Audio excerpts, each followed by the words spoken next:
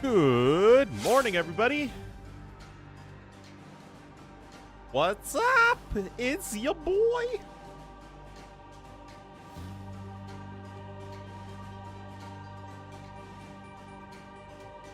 Alrighty.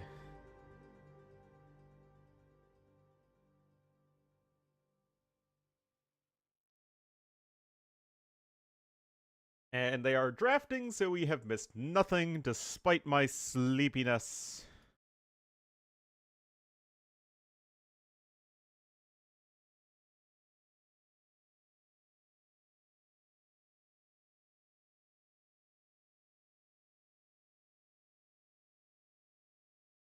Jimmy Kimmel has been canceled? Indeed. Another victim of cancel culture.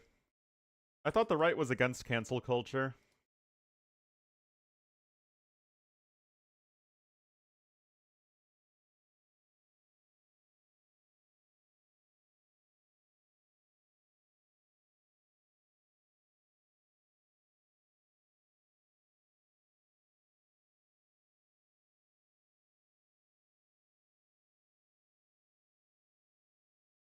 Hello, hello, hello.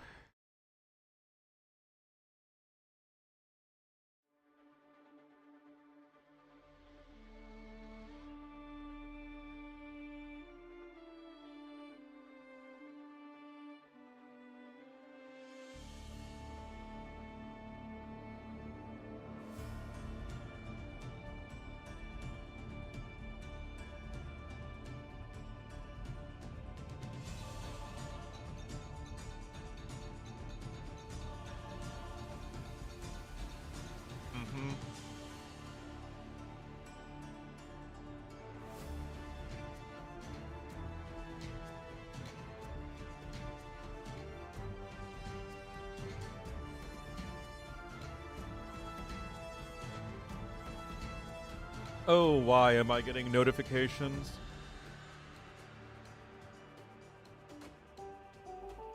What's this?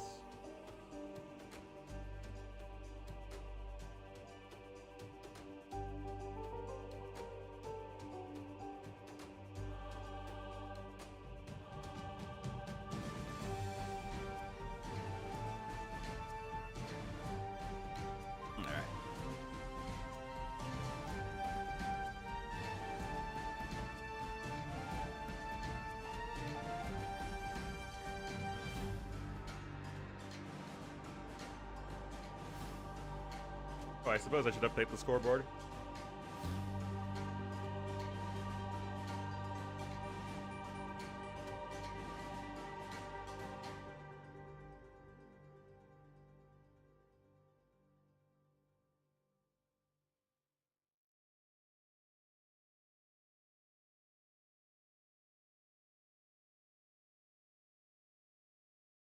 Indeed. Always a good bit of fun to have some pizza.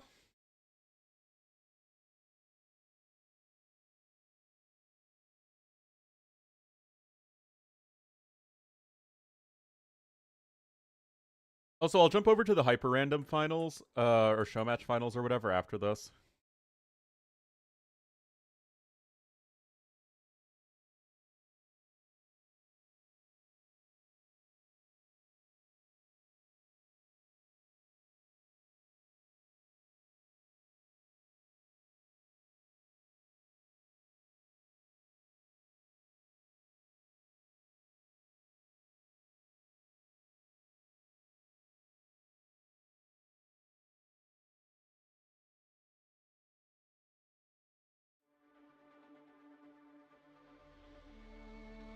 Alright, and so remember they are drafting Civ pools for their opponent.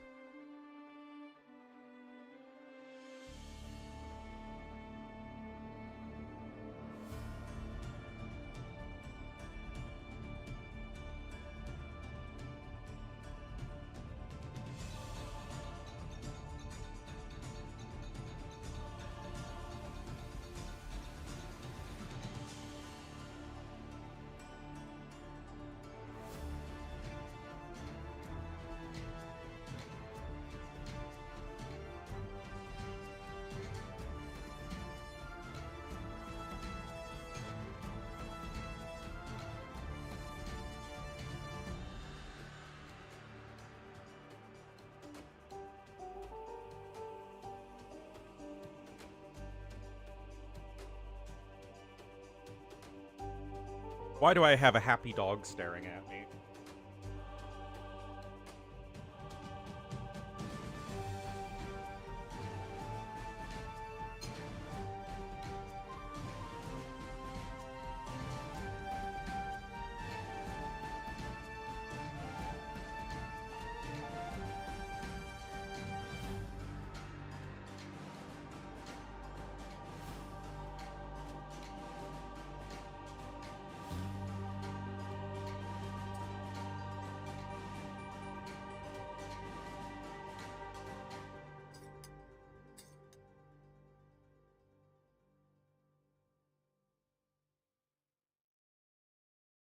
Yeah.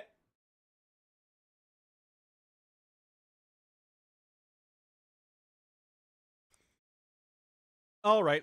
I am officially bored.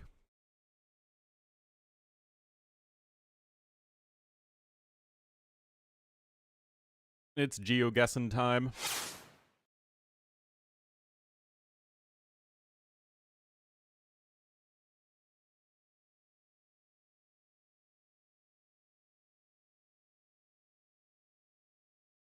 Well, continental Europe would be my first guess. Dash and to a lesser extent Ornlu. So there's only one set for this tournament, and then there's the hyper random set, which actually starts in like 45 minutes. I think it's Tato Vinchester, which is usually a good matchup. So I'll jump over to that and finish that one up.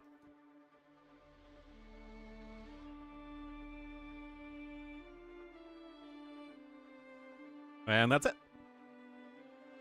Pretty quiet day. Hopefully things pick up, though, tomorrow with the round of 8 for this Quintessential Cookout.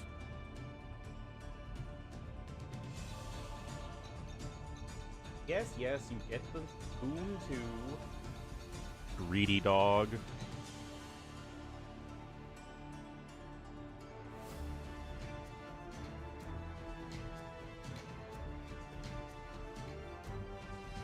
Alodul Kel. Boy.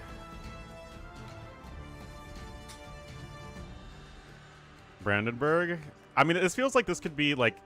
this is the most generic, like, continental European town possible. Anyway, this looks like Hungarian? It looks like it.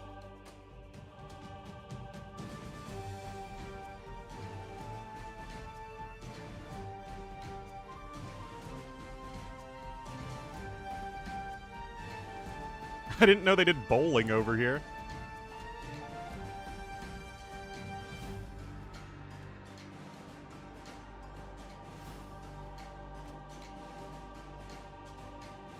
Anyway, no idea where we are in Hungary. No, middle of nowhere.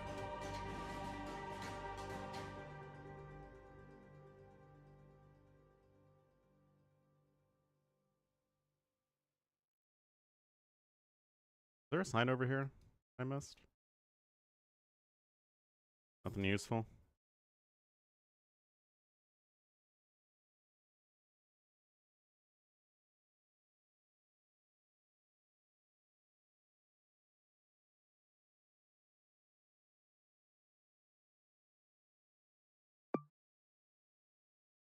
See if I can find 45. Seems a bit hopeless. Wow, we actually got pretty close. Who would have thunk? Jomendrod is famous for its thermal baths where mineral-rich waters offer both relaxation and health benefits, making it a favorite local spa definition. Well, we've missed most of the tournament as well here.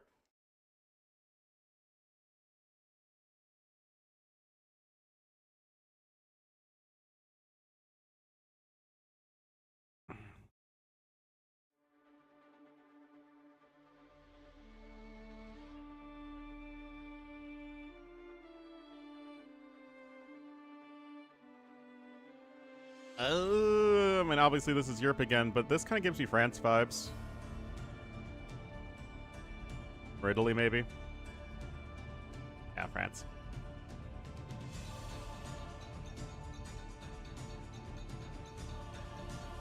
Kuransu.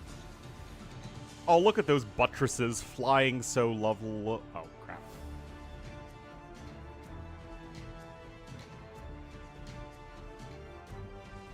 Who doesn't love a good flying buttress?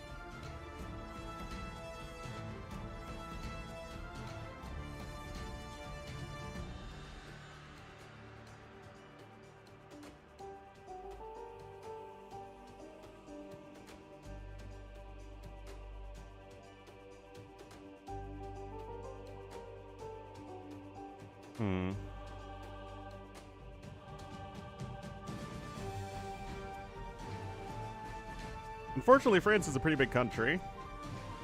Much more so than Hungary.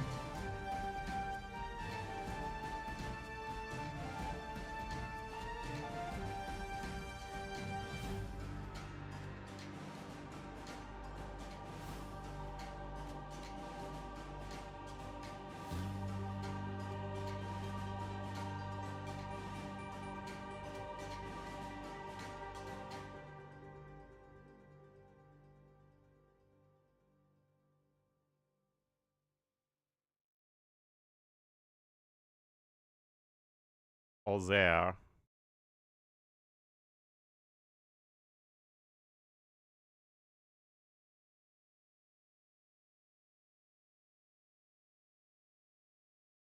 Kind of get south of France vibes.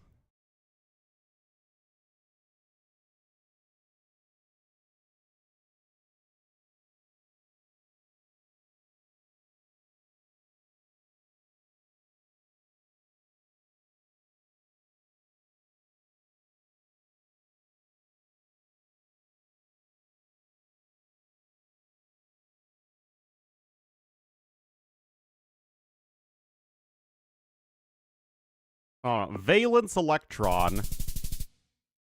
As further north. Chablis. Chablis is world famous for its crisp white wines made from Chardonnay grapes grown on the limestone-rich soils that give the wine its unique minerality.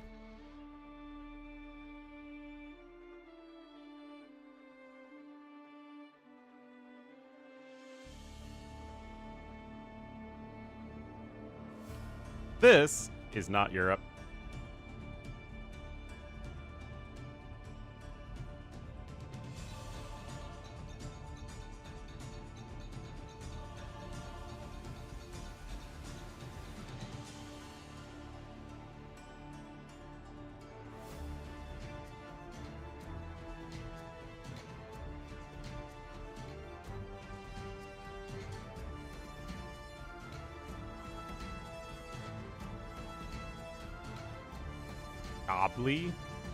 Chablis.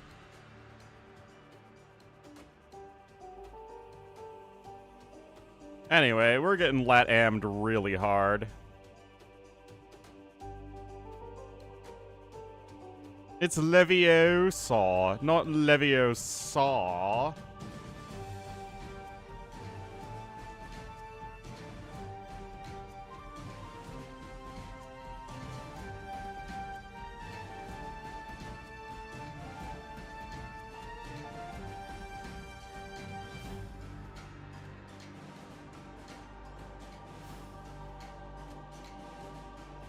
Don't be hating. Leviosa massacre. Guys, where on the Latin America are we? I need to move to South America? Yeah, seriously. Might help.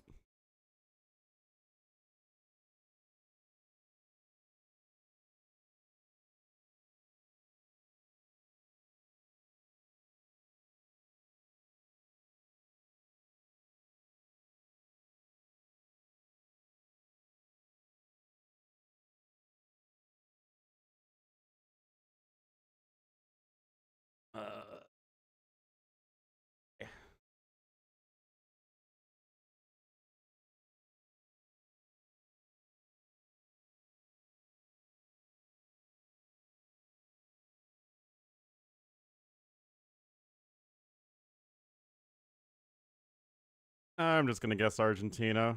Not usually that bad of a choice. It sure was. Except it was all the way over here. Villa Regina lies in the Alto Valle region, famous for its fertile lands where apples, pears, and grapes thrive, making it one of Argentina's top fruit-growing hubs. Fortunately, Argentina's really big.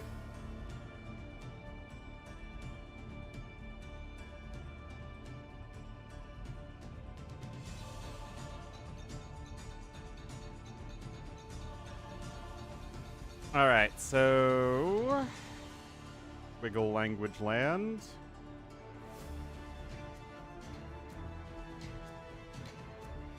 This Bengali? Are there going to be Rathas on the street? A hard line on top makes it a South Asian language, I think.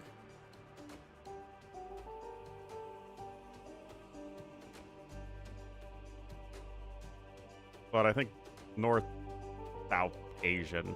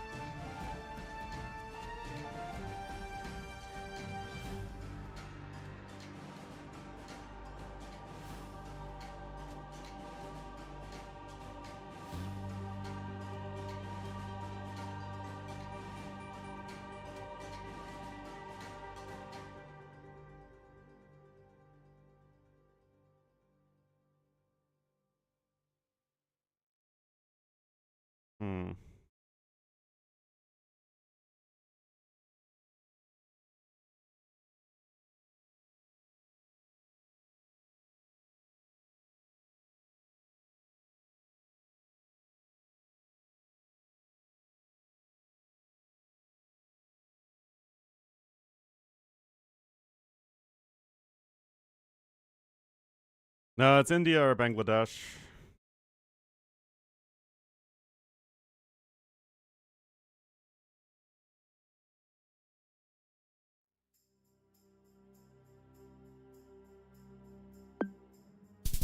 It was India. Solapur is known as the textile city in Maharashtra, where its famous Solapur bedsheets and hand-loom blankets are exported across India and beyond. And looks like we will be starting soon. To speedrun this last one. And we're getting lat-ammed again.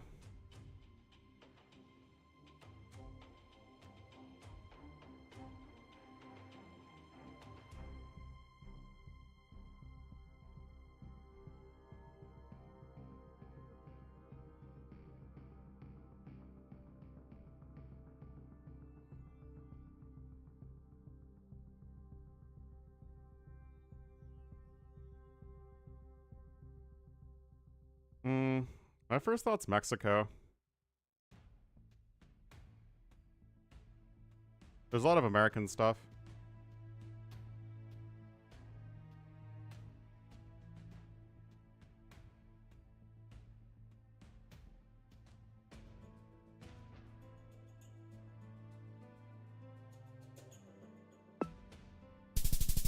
Guatemala. The region is famous for its Tanago coffee, one of Guatemala's finest, grown in high altitudes where rich soils and cool nights create a unique flavor profile. That was a terrible game. We did well in Hungary to start things off, and now that was it. It was all downhill from there.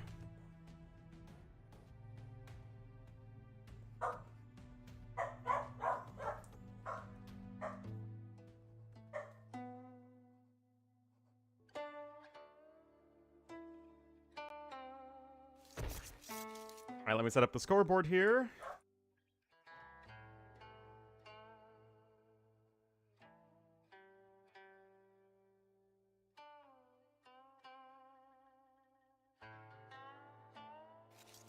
All right, looks like we are going to be kicking things off here on Arabia V2. We'll feature Vivi in the blue as the Byzantines to the southwest, and Sebastian in the yellow as Dawe here to the northeast. I'm gonna get some coffee, guys. I'll be right back.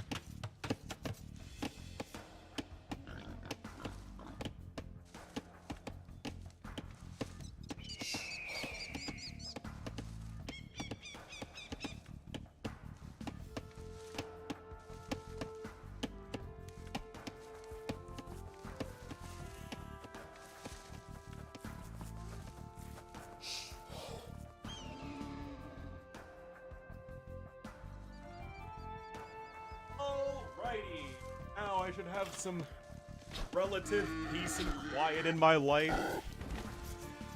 Dash is a good boy today. Well, we've had the plumber over and the contractor over already. So there's been lots of barking.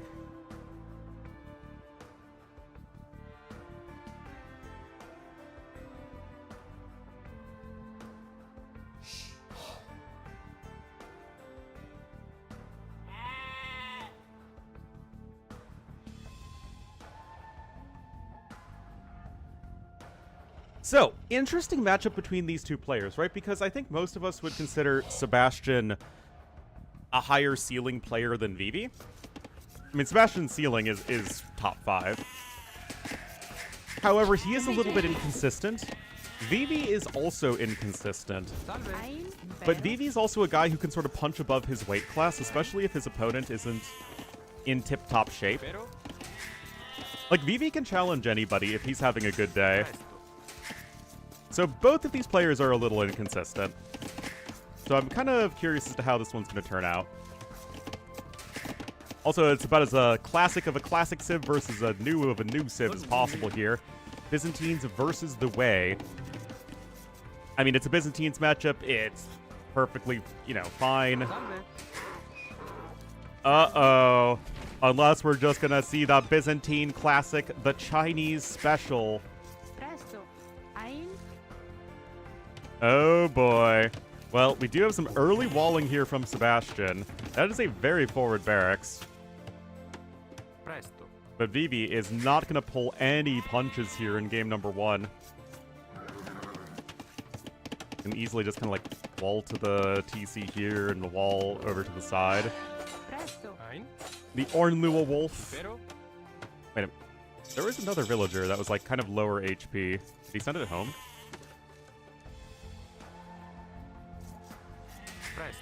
Yeah, he must have sent it home.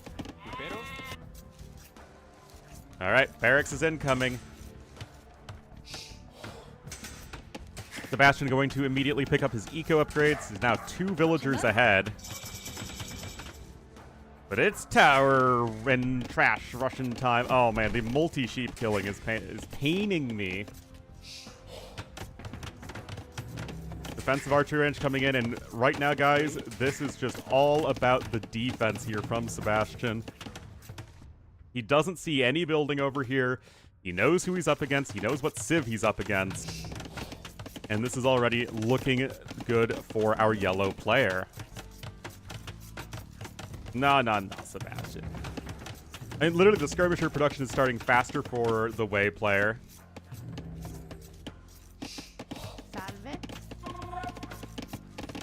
Now, you could go for the tower still.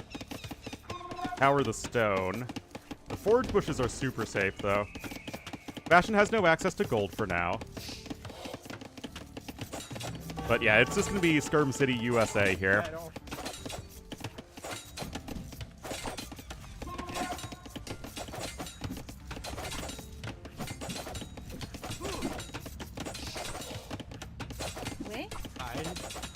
All right. Punch it. Punch it. Punch it. 什么？准备就绪。何种命令？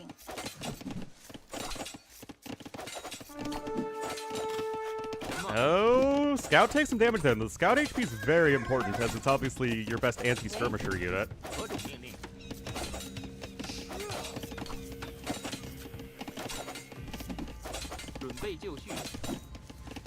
Now it's going to come down to micro, which we have to imagine that Sebastian is going to have the advantage in. Resources collected obviously going to start heavily favoring our yellow player. Idle time is relatively low for both. Is this full aggro? No, Vivi's actually playing super passive right now. Vivi's literally not even taking down the TC in Feudal Age. Pretty passive game. Yep! Alright, Blacksmith coming up at home here, and he's going to start mining some stone. Oh, looks like Sebastian pulled an Ornlu. Right into the TC, and there we go! This is what Vivi does, guys. You know you love to see it. Tower incoming. Oh, Spearman does get the kill, though. And the skirm numbers are a little bit higher here for yellow. But remember, this is the only wood line so far for Sebastian. Attack the TC? Come on. I remember in Montezuma 1, as a kid, I would always go for, like, a ton of men-at-arms to defeat the other players. Like, go full feudal aggression. Oh, don't be sloppy. Oh, that was so avoidable. Oh, Vivi could have kept the repairs going. Oh, it would have been so much more of a threat. Oh, that's not good. Second range is coming in, though. Fletching is in. No such upgrade for Sebastian, but he's got the skirm numbers.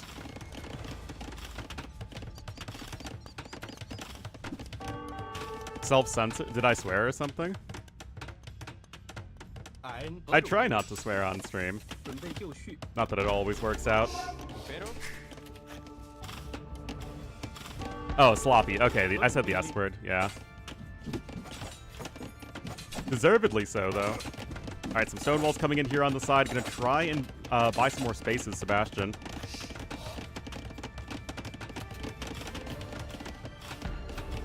But yeah, the tower is going to go down. Sebastian's tower is still doing just fine. He's still ahead in resources. Notably, though, still not with any gold income. And with the double skirmisher production here, it's going to help make up for the fact that Sebastian is just going to likely out-micro Vivi. Clutching now in for both players. Meanwhile at home, Vivi's own eco. I mean, he doesn't have horse collar, but other than that, everything else is going relatively smoothly. I mean, imagine if this tower was still there, it would be so much scarier. But now it's 7 bills on stone. I mean, Sebastian does at least have safe forage bushes, back gold, and back stone, so his map isn't really all that bad, everything considered. Hills are even going to go after the archery range right there. And look at this, guys. Vivi, despite those early losses, is starting to climb up in the skirm numbers just with the power of Byzantines, but this is where the micro comes in. Sebastian showing some good unit control, +1 defense coming in now for the skirmishers for Vivi. Remember, it doesn't matter in the skirm v skirm fights, but it does help with against the villagers who are attacking, and of course the arrow fire from towers and TCs and whatnot.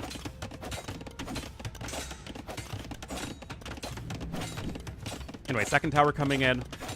Now again, if Vivi wanted to, he could try and loop around still and go for another tower over here. But yeah, that archery range is getting low. You have another wood line over there for Sebastian. You can see he's kind of expanding to the west, and it's going to be on Vivi to sort of keep tabs on his opponent and make sure that he isn't just expanding all over the map. Also, random spearman is over there. Right now, Sebastian has 19 villagers on food. That is plenty. Also, Vivi needs to replace this lumber camp. There's a market. I mean, if Sebastian gets to Castle Age and some Tiger Cav, this is likely just all Ogre.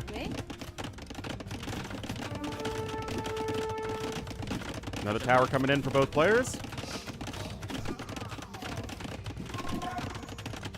And Sebastian continues to show his micro power.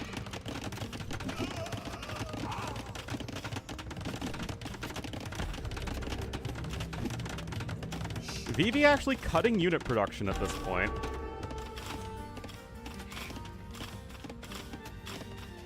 Not too sure what that build's doing. But Sebastian's doing a great job just trying to make sure he knows everything that's going on. Except that Bill's gonna be dead. Big Sag. Yeah, Vivi can try and pressure from over here. The skirmishers are all just chilling in the town center right now. And imagine if Vivi could have kept this tower alive longer. Anyway, of course, just need to sell something else at the market, and you will be good to go to Castle Age in not too long as Sebastian. Now, Vivi himself isn't too far behind either, but Sebastian will still likely be a little bit faster.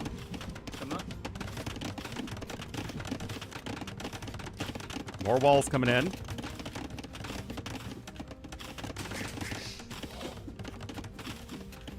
You have to be careful leaving these villagers over here because the skirmishers are in the TC, so if the skirmishers go too far away from the villagers, then obviously it will be Deadville City. Anyway, the uptimes are actually very comparable still. Vivi does get another villager kill somewhere. Oh, run away, peasants!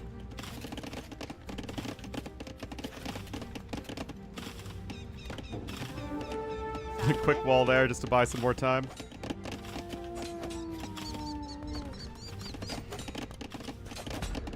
Anyway, villagers can start to punch down that watchtower. That's just kind of how it works. And punch at the corners.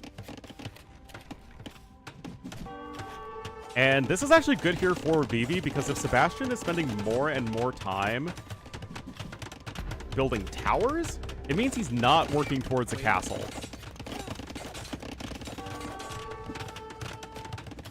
Which is très important.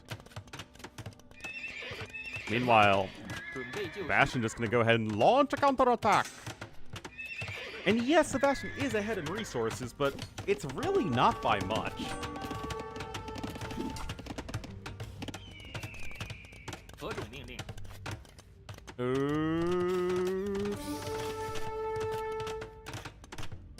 Yeah, it's not great for Vivi. I mean, he's almost a Castle Age, and he'll just make some knights and be totally fine, but yeah, it's definitely a bit ugly.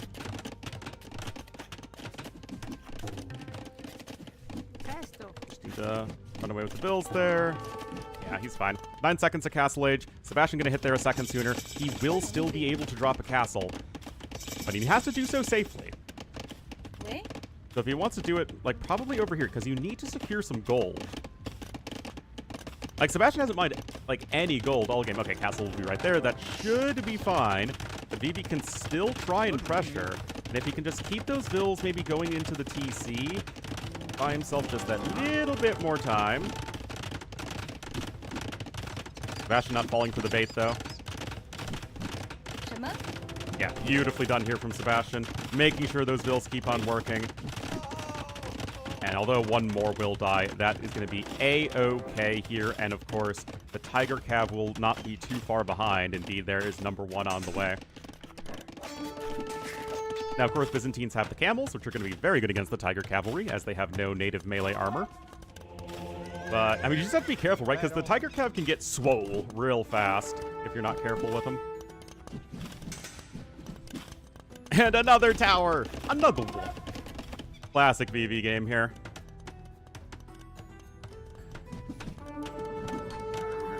+1 defense on its way. Not that it really matters all that much for the Tiger Cav. But yes, the camels are here too.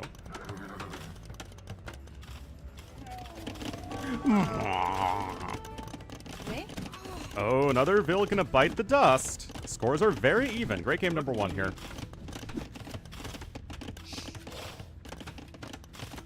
Oh, the Munker! Nope. Husbandry coming in now for Vivi. Stone is about to run out, and again, Sebastian doesn't have any gold. He's adding a TC over here to the west, which notably does not secure gold. This TC is super important. Obviously, though, Vivi sees it with this watchtower. Be careful with the skirmishers, and the camels are coming forward. Oh, even the knights are over here, but unfortunately they are very blind. That could have been very bad as well for Sebastian, but is able to sneak that TC over to the west at the very least. There is a monk out as well, but remember, no gold. Insta! Oh my goodness, what an insta. And with the tower in, you can't mine that gold there either. You're out of stone in the back, and this is just Sebastian kind of getting stuck.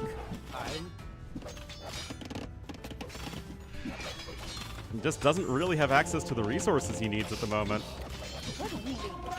Vivi himself adds a third TC. He's not all in, although his eco is obviously worse than his opponent's. But actually, I mean, he's actually ahead in resources. Yeah, you don't want to tempt fate there with the castle. Couple of monks still here on the right side. Oh, he's gonna go for it. That guy is just gonna have to get deleted there. Oh, greedy. Greedy gumdrop, but it actually turns out just fine. That TC is another victim of cancel culture. The TC should go hang out with Jimmy Kimmel, man.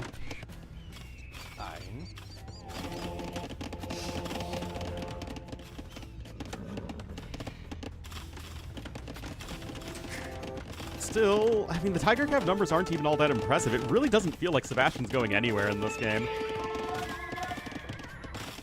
Vivi's even going up to 4 TCs. You love to see it. I mean, with Vivi, it's just always been about attacking and booming behind. He's not actually a very all-in player at all.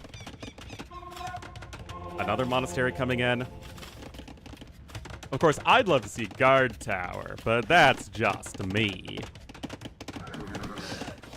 I mean, Vivi has killed 8 bills to losing 2. Some infantry upgrades incoming. I don't know what this is for. Pikemen maybe, but it just does not feel very exciting at all for Sebastian. All right, this is going to come down to Vivi's awareness. That should be a conversion and a dead monk. What was that? Oh, man. I guess Sebastian has devotion, right? Yeah, he does, still. Nonsense, I tell you. Sanctity incoming. And now he's going to try and go after this watchtower, which is just such a thorn in his side, but there's going to be enough time for the monks to show up and the reinforcing camels. We still have these skirmishers over here to the west. Oh, now Sebastian's not paying attention. Oh, he's going to go swordsman. Oh, the way swordsmen play, guys. I don't know. Atonement coming in as well. I think Wei do have atonement. No, they don't have atonement, my bad. Yeah, no atonement or heresy. Or redemption.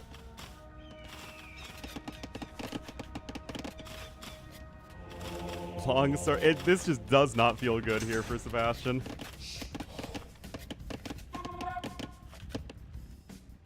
Oh, but the Tiger Cav over here, and the thing is, if they kill this blob of skirmishers, they are gonna get so freaking strong.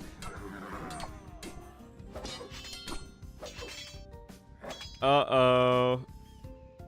I mean, charged up Tiger Cav trade well against everything, man.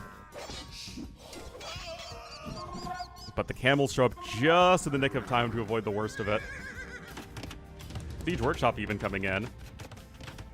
Oh, the peasantry, man. And there's guard tower for Vivi. Are you gonna see some more towers?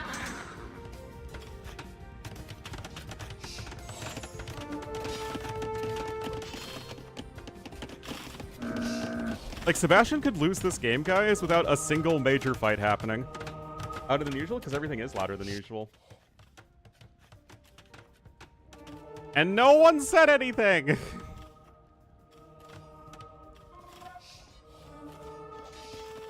Oh, I had the volume turned up because I was recording the video yesterday and playing the trailer. A siege tower? Oh no, guys. I mean, this has just been such a masterclass in tower rushing from Vivi.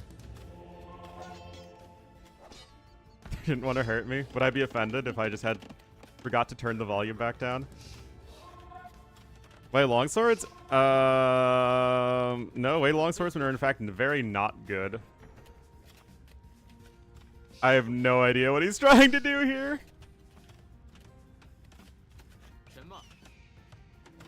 Now a forward castle's coming in. I mean, Redemption isn't in. No way this works, right?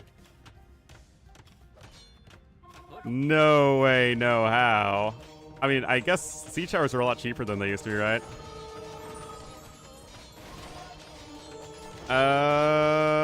Holy cow, might possibly work. No.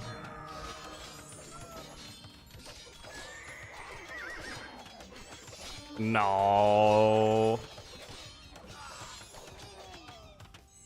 Guard tower actually helps a lot here.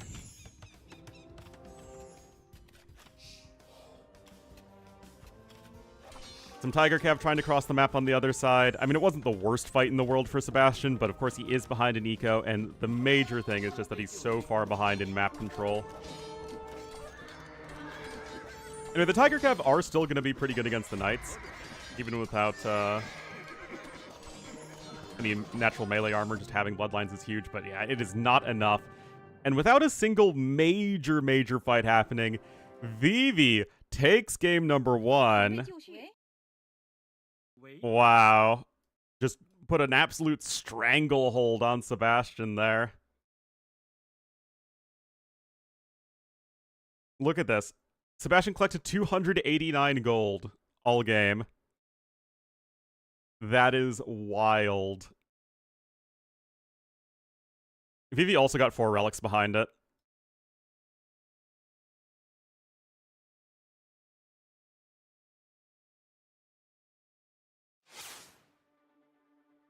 Great play.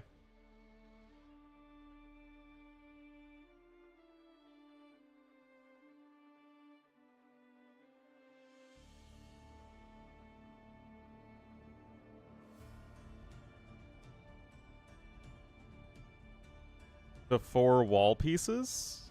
What 4 wall pieces?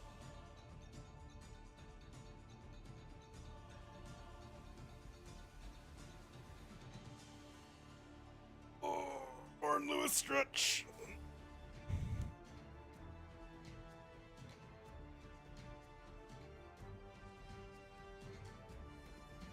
What do I think of Chronicles? It's gonna be Chronicles. It'll be reasonably fun to play through, and then I'll never touch it again. Like most other people.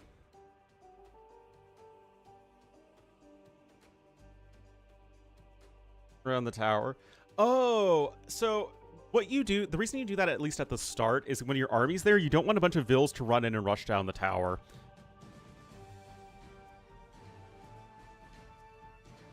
No way.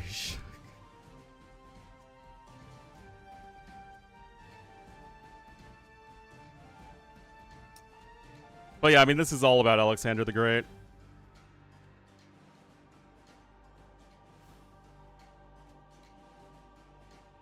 And the Thracians don't really have any descendants, right? They were mostly killed up by the Romans, I thought.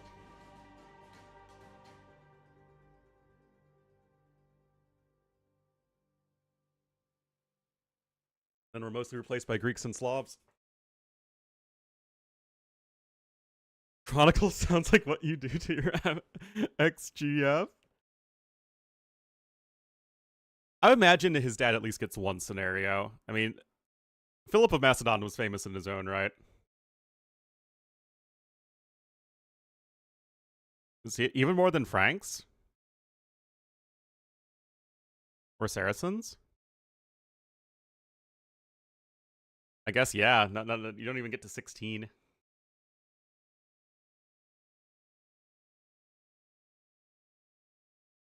Play it all, then leave it. Alright, pizza's next. So, Sebastian has escargot and avocado. Vivi has honey and involtini.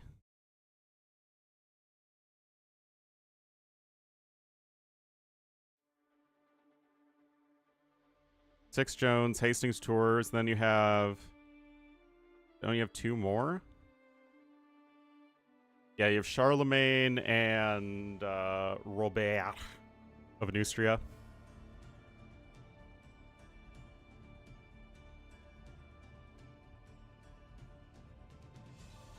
mean, there's so many civs here, it's going to be hard to judge. So, Bohemians are an option for Vivi.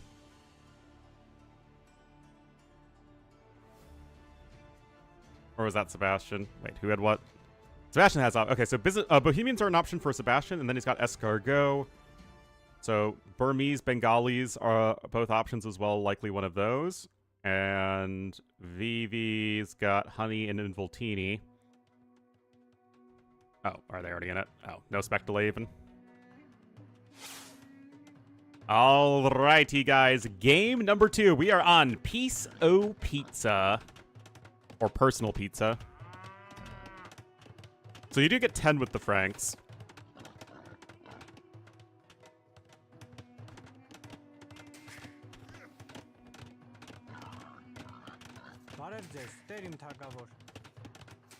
Yeah, Franks are second then, I think. Saracens have 8. With the 2 middle ones in El Cid, 3 and 4. Plus Aladdin, of course.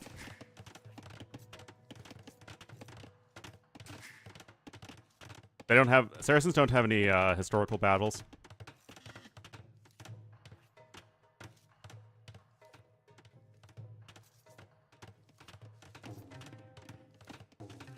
Vikings actually have a full campaign worth of scenarios just from all of the historical battles and victors and vanquished scenario stuff that they've been in.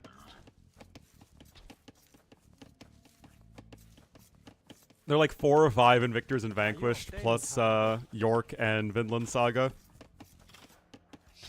So they're up there too.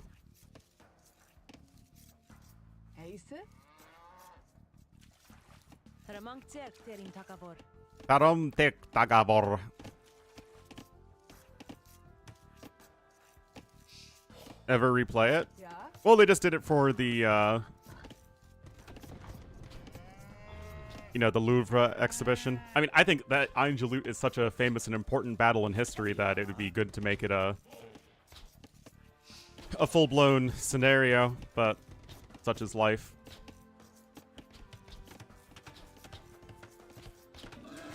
Anyway, Armenians versus Goths. Huh.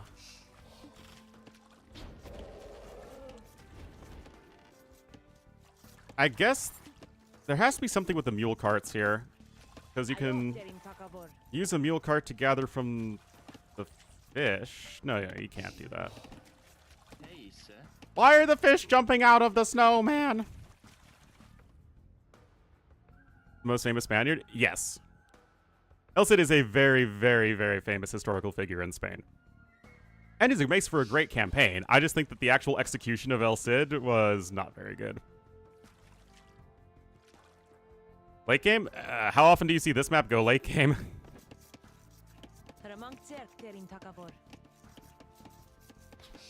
Oh, is there a more famous figure of the Reconquista? I can't think of any. Well, the issue is that the Spanish in AoE 2 were designed after the Spanish that Montezuma and company fought. So it has a very sort of late Middle Ages feel to it.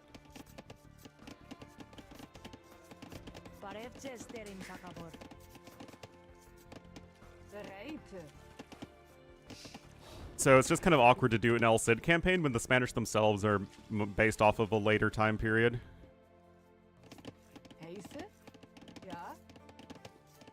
Maybe you could have done Isabella, right?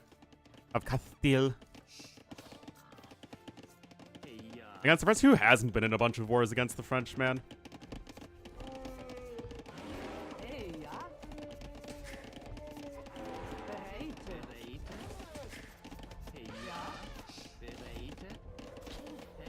Actually, didn't they... Well, I think I played a custom campaign that was Isabella. It would make a good AoE campaign, for sure.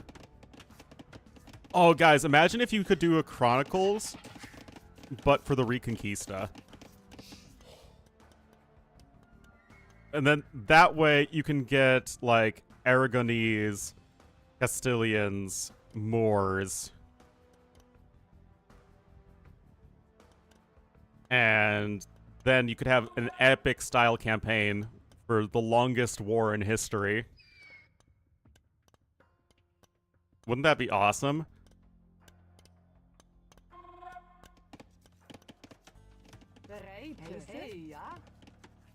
Least famous of the OG AOC campaign figures? Yes, I do agree with that. The Aragonese are the Catalans. Yeah, Barbarossa is just as obscure. Oh, hi, the IO. I see them now.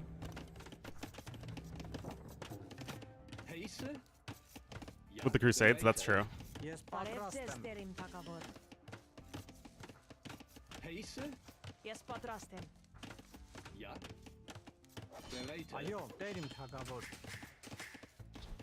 Point is, Chronicles could be so cool. And yet we just get more ancient world stuff, which, like, again, I enjoyed the first Chronicles. They put a lot of effort into it, and you gotta give them credit for that. And the writing was actually quite good.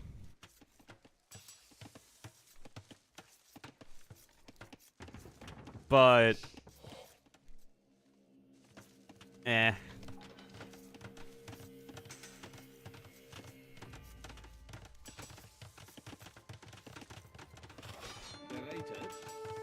Like, you could do so many cool things with a grand campaign style. You could do a grand campaign on the Crusades. You could do a grand campaign on the Mongol conquests. You could do a grand campaign on all of the wars in China across the, 8th, 9th century in Korea. You could do a Chronicles on the Islamic expansion. You could do it a Chronicles on the Turkish expansion. You could do one on the Renaissance. Like, you could make these huge style campaigns for some of the greater wars in history. Oh, wait, hold on, Sebastian?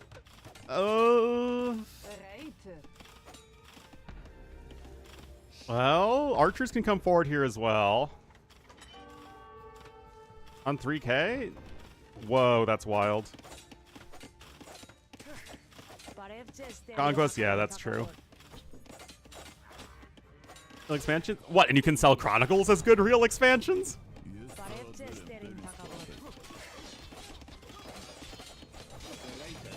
I guess you can take down the archery range pretty easily, but Vivi has already lost 2 villagers. Make that 3 villagers. So far, this aggression is kind of falling flat on its face. Although the archery range going down is certainly annoying. In ranked civs, I think that's the case with a lot of people. I am actually amazed that after Chronicles 1, by all accounts, didn't sell as well as it needed to, that they're doing nothing different with the next Chronicles.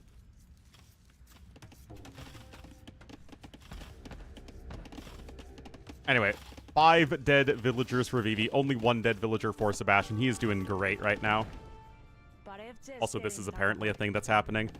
We have another archery range over there to go after these villagers. I finally learned about Falksmen. I don't even know what that is.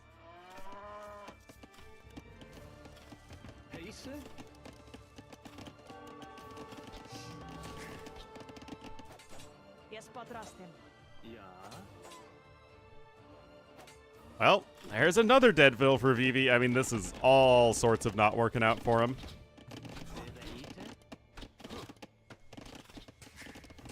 I don't even know what Vivi does at this point. He's got 5 men-at-arms that do nothing right now. In general, I'm not too sold on going for the men-at-arm rush right where your opponent's TC is, because that's where the villagers are the safest. Invasion of the New World. It could work. To reiterate, there is a lot of stuff you could do.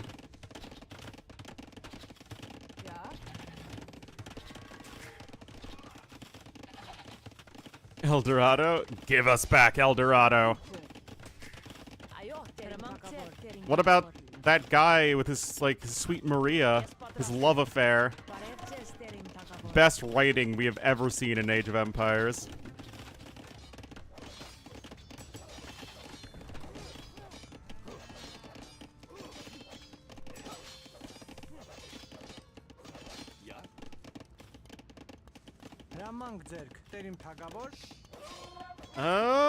That is a little bit of the S word there for Sebastian. It's gonna help even the tab a little bit, but you're still 7 Vils behind as Vivi. And another Men at Arm dies.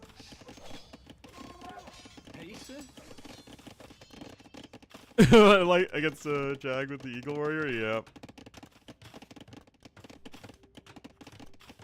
Are having to research arson. Goth bonuses are overall better. You get it for free, and it coincides with the other discounts. Slavs get arson for free, but they don't have the infantry discount, although they do have good farmers. The Slavs are far too balanced of a civilization to see competitive play. Well, the blacksmith is actually going to go down before researching fletching, which is kind of awkward.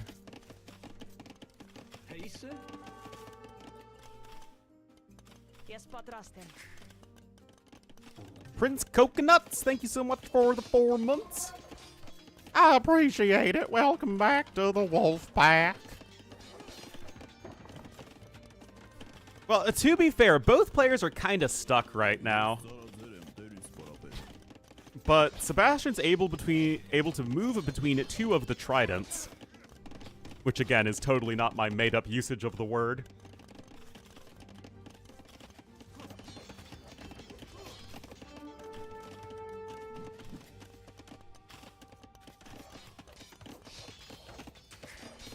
The other doesn't. Yeah. Got plenty of farms down here as San Sebastian. You have to pay to subscribe? Yeah. That's like the whole thing.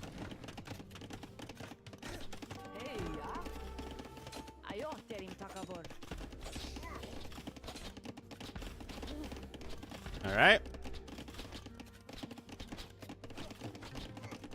Watching coming in.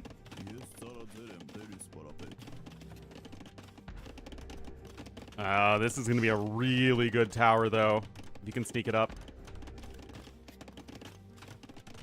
And yep, there is another tower built somewhere else. Hard to keep track of everything. Ah, here it is. Defensive tower is already coming in, but obviously with all these builds there, you will get it up no problem.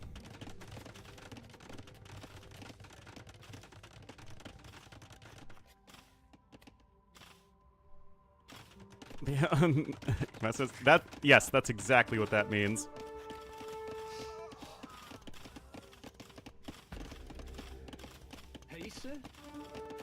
You might try to micro around to the base of the watchtower to try and take it down, but it's amazing to me that Vivi even has a score lead. I don't even know how that's possible. I mean, it just seems like Sebastian's ahead in, like, every way.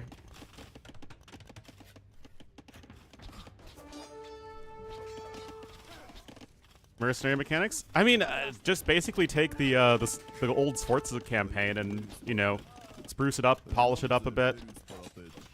Oh, well, thank you, Mangudai Enjoyer, for gifting the sub to Hassan, and nobody is pressured to subscribe if they are unable to do so. Subscriptions are always voluntary. Thank you, Mangudai Enjoyer, and welcome to the Wolf Pack, Hassan. Enjoy the beauty, glory, and majesty of Ornlu, Wolf and Friends. Oh, jeez, guys. So much more idle time. That's true. I know I'm a Mangudai Enjoyer. Unless I'm playing against Mongols, then I'm a Mangudai hater.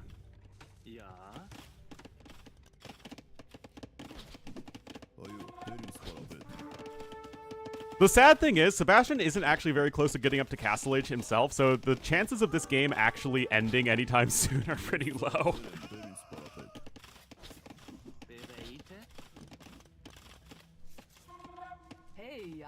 Well, it is September, isn't it?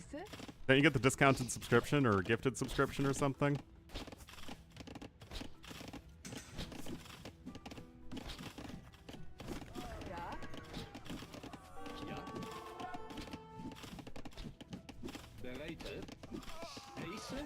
Oh, thank goodness. Sebastian gets the win here. Kind of crushing it. Vivi tried to go aggressive, but it just did not pan out at all.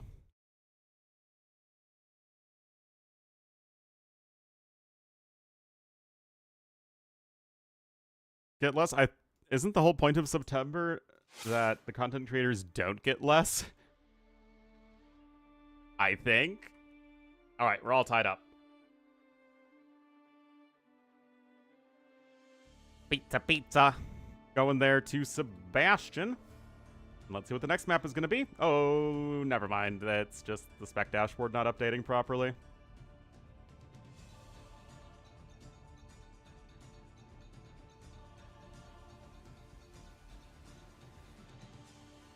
Slide into dictatorship? It would. It will.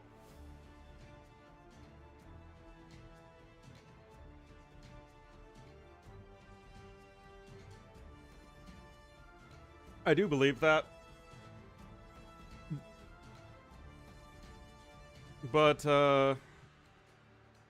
Jimmy Kimmel getting canceled is like another few inches down the slope. You know what I mean?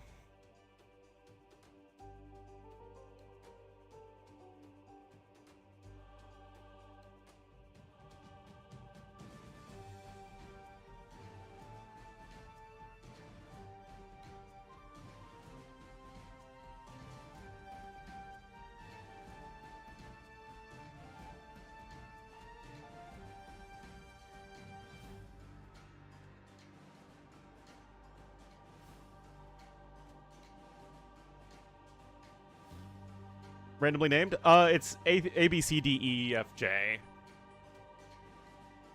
G H I J. There we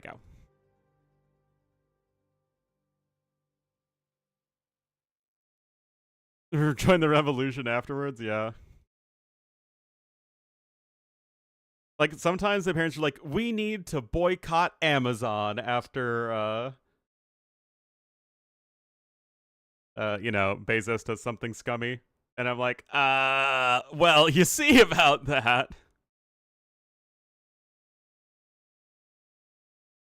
Let me tell you something.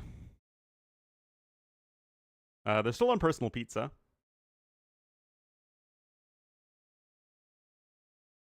Extreme leftist Discord server? Is it even extreme leftist? I don't even know. That would require me reading my own Discord server, which I try not to do.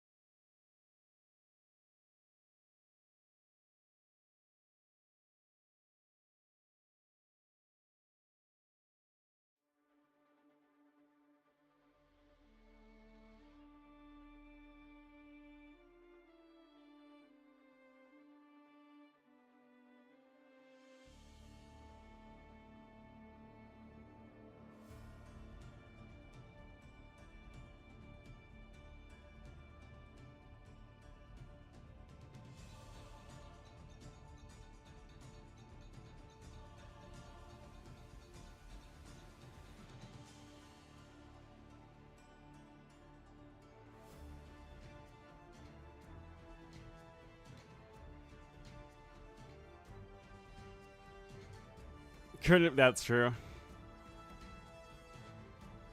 I don't know who Desilytic is. Offer Kick? I don't want to associate myself with Kick. I don't like their business practices.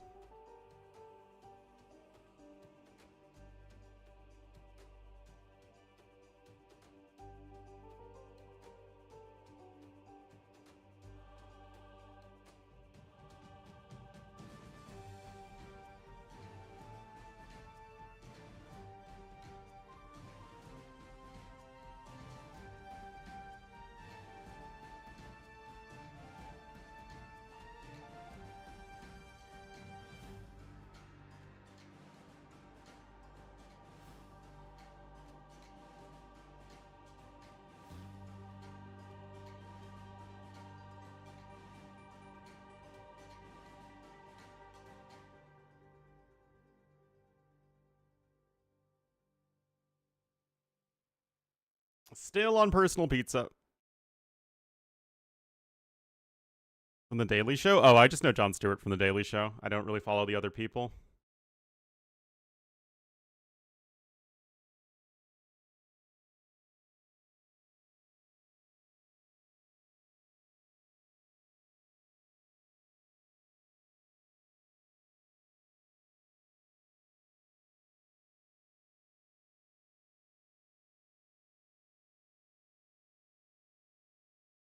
Come on, start the game.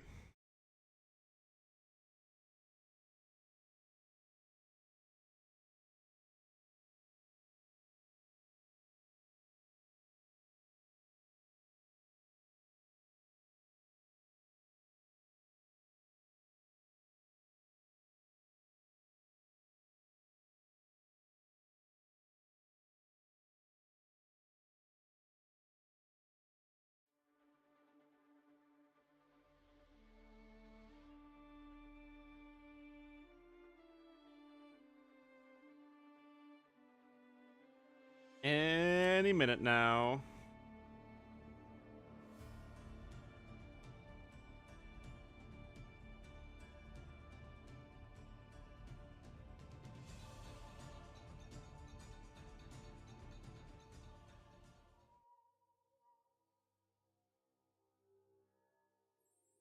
Woken up. Yeah, bears don't do that. Not really something they really do often. Well, the Democrats are like somehow the least effective political party in human history for being one that's been in power constantly. Daydreaming? No, I'm just bored and on my phone. Anyway, guys, this is kind of goofy looking. We will have Sebastian here in the red as the Bengalis to the west of the map. Southwest. Can I have some more coffee? I've been very good.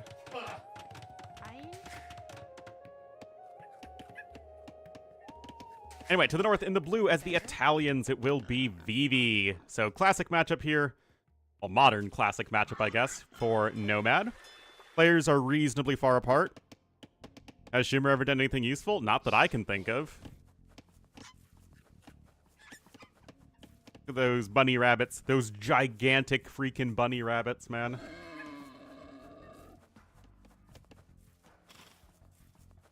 Seriously, these rabbits are like a meter tall. Yes, he is a leader. Technically. Very technically.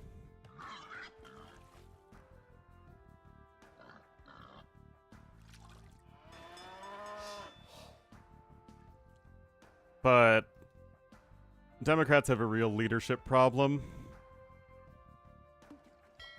where they are so worried about losing anybody that they try to make the most milquetoast appeal to everybody all at once.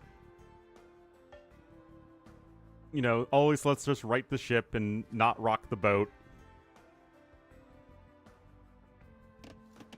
And anybody, you know, the more, let's say, fiery, passioned people who want to step up and fight are usually sidelined by leadership.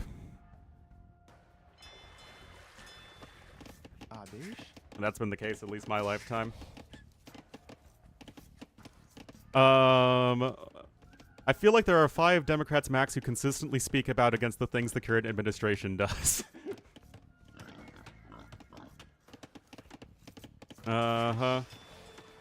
They really need a force of nature like Roosevelt or Obama? Yeah, I wouldn't disagree.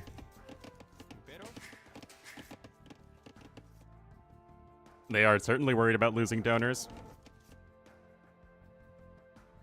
That's very true. And note that the people who do the most speaking out are ones that are not, either they specifically don't take, you know, orders from large donors like AOC or Jasmine Crockett or Bernie, of course, or they're already super rich and influential like Pritzker and Newsom.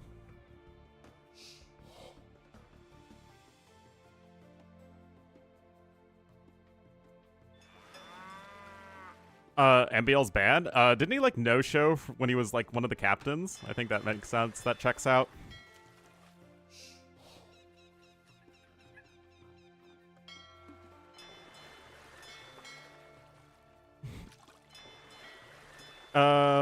Well, generally speaking, we crap on the Democrats for being generally incompetent and weak, and the Republicans for everything that they do.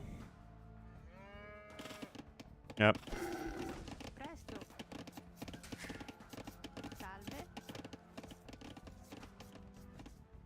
Salve. That looks like he wants to do. Impero. Obviously, nothing really happening so far. Sebastian is going to be clicking up much faster. Both of these civs can go more aggressive. Both can go a bit more passive. I mean, generally speaking, I'd say Italians would be the ones against Bengalis to take things a bit more aggressively with a fast feudal age, but it's not like it's a necessity. Note as well that Sebastian's kind of stuck in the corner here because of this little isthmus. So he's got to go out and brave the world.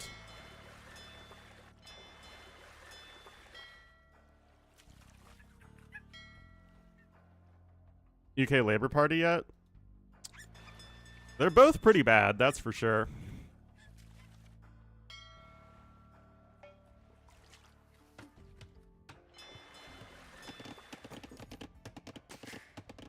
So Sebastian's almost up. Vivi's gonna try an FC.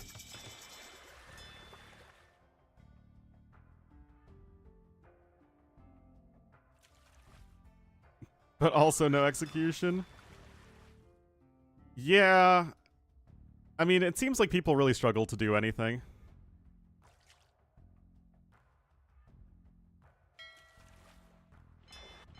Starmerism is your jam. What exactly is Starmerism? Alright. Triple dock galley production here from Sebastian. He is really going to fight his way back out here onto the water.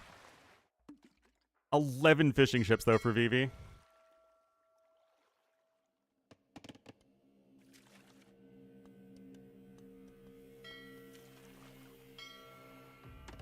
Got some walls coming out here as well. There's the mill that you need to build the market, of course. Oh, Vivi actually looks like he wants to go right for the Genoese crossbowman, which is actually a very good idea against Bengalis. They're not stepping up. Yeah, that's America. Insert Randy Marsh. I'm sorry, I thought this was America. Biggest problem? I would say it's a very significant problem. I mean, it's not the only problem, and it doesn't, you know, having more parties wouldn't solve every issue, but it would help.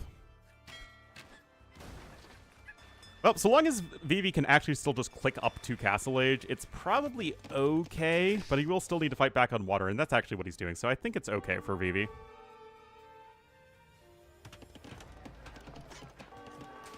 Just needs a little bit more gold, and you are good to go. Okay, well, yeah, is going to research Loom first. Oh, where are those fishing ships going? Would I back up a Chronicles ladder? The issue with a Chronicles ladder is, like, who's going to play it?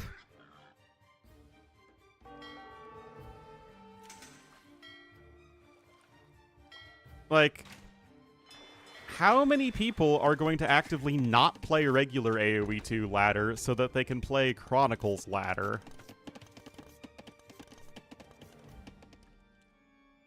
Also, I seriously doubt that anybody... I doubt we're going to get another Chronicles expansion unless this one happens to do really well. But because this Chronicles expansion doesn't do anything that the first Chronicles expansion didn't do, I don't really see this one being a big financial success. No, there is not a Chronicles ladder confirmed, but that's what people are asking for. Especially now that there's going to be 6 civs instead of 3. For novelty? I mean, yeah, people might play a game or two for novelty, but it's not something that... Like, to create an entire ladder system, guys, you need to have a lot of people active for it. Otherwise, you would just do lobby games.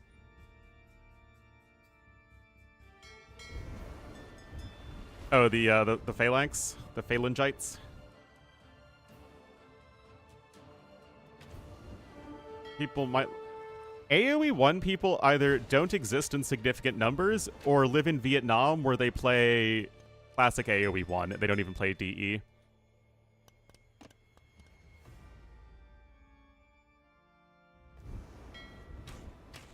Because again, remember, ladders fail, or like a ranked system fails, if there aren't enough people to populate it, because then you don't get balanced matches, queue times get very long, and it isn't a very good experience.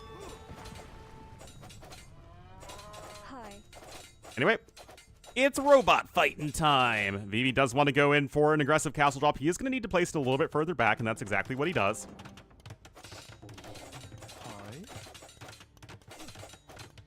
Biggest, I don't think it's an FE thing. I think it's a World's Edge thing.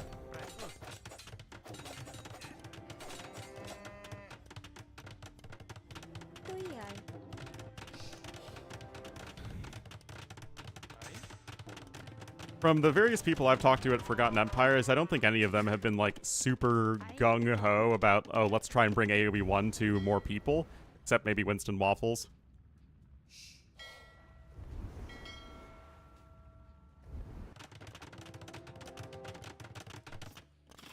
Alright, Castle Age is about to be here for Sebastian. Does have a slight villager lead. Remember, Vivi made a lot of fishing ship.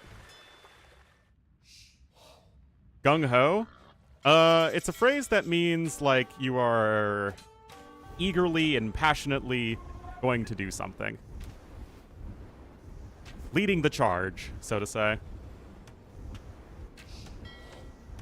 I believe it comes from, like, the British taking Chinese expressions in Canton. Kind of like chop chop.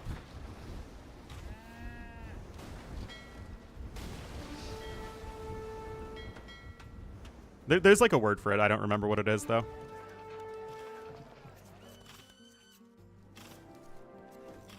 Anyway, some Genbos are on the way. We got the double monasteries out for Sebastian, and Sebastian still has gold income. Note, however, guys, that this entire southern area of the map has no gold. So it is absolutely critical for Sebastian that he's able to protect that. Now, Vivi doesn't actually know that there isn't any gold over there, but the fact that Sebastian's trying to take gold over here at all should be an indication that there isn't a safer place for him to do so. Oh, second Sino-Japanese word? Then how did it get to English? Hi.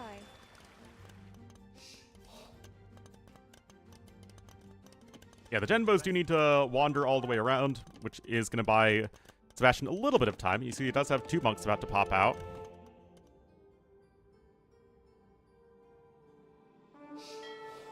But there actually aren't that many people between 1k6 and 2k2. There's what, maybe 2,000 people maybe at most? Anyway, TC is going to get rushed up. The monks are trying to come in.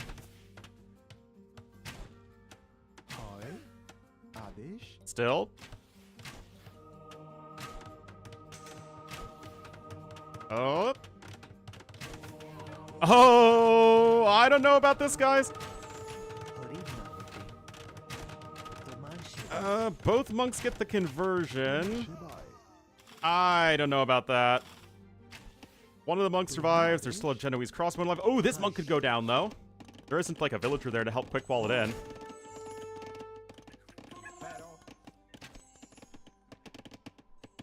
After Major, New Zealand friend Roy Ali. And he's interesting.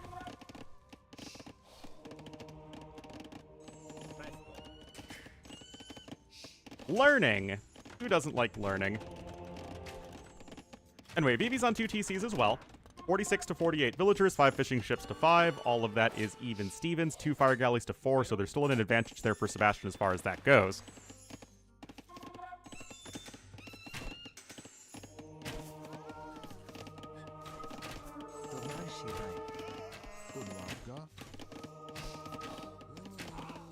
Yeah, I guess it's an Americanism. Anyway, Sebastian's trying to mine some stone himself, and this TC does secure these 2 important resources over here. Also going to start to pick up some relics, which is nice. And we are on 3 monks. Meanwhile, we have a little bit of a détente.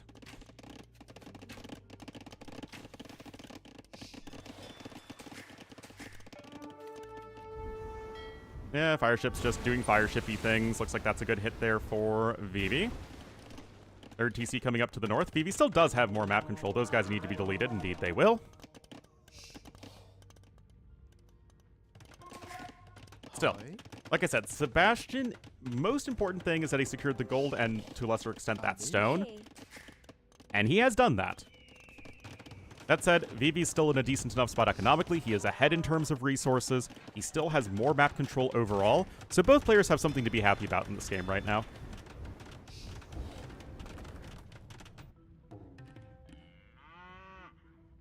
But yeah, when it comes to, like, who are the important player base, or, like, what's the important player base that World's Edge really wants to go after with AoE, I have no idea. Because every indication that I've gotten is that the DLCs sell the best that have multiplayer civs. Like, ranked multiplayer civs. On the other hand, we know that multiplayer players represent a small portion of the player base.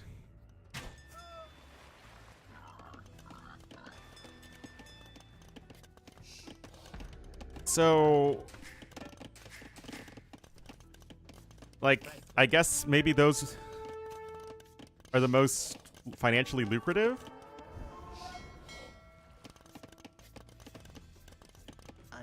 Oh, that's going to be a nice pickup there, I think. I think you should get the other one. Yep.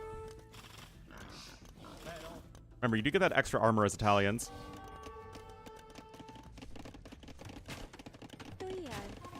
But honestly, I also have very little confidence that World's Edge themselves know exactly what they're doing.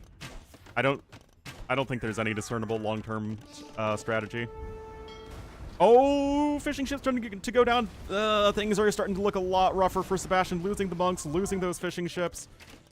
Lost another Ville over there. Vivi is still comfortably on 3 TCs. Sebastian doesn't have his own castle yet.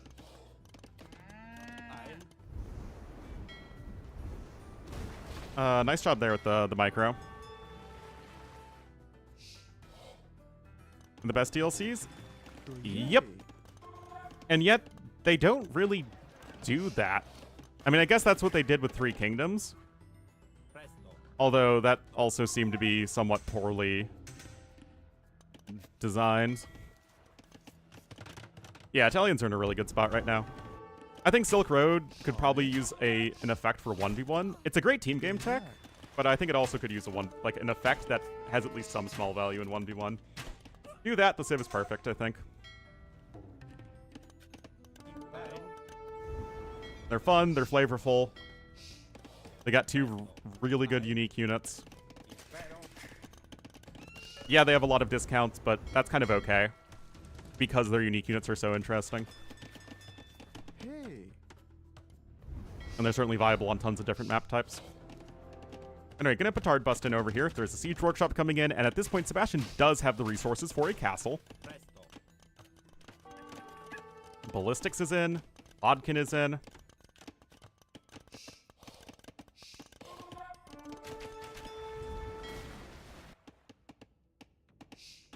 Free for Mongols? Yeah, like what I would do is I would just make nomads a civ bonus, and then I would make the unique tech giving the extra HP to step lancers. I feel like that's a pretty easy swap to make Mongols a lot more balanced, because I actually do think Mongols are overpowered right now because they're so good in early Castle Age when historically they were not very good in early Castle Age.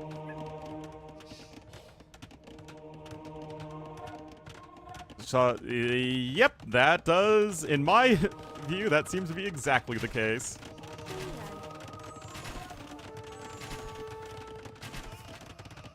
Anyway, this is probably it, honestly. That castle ain't happening. This castle is happening.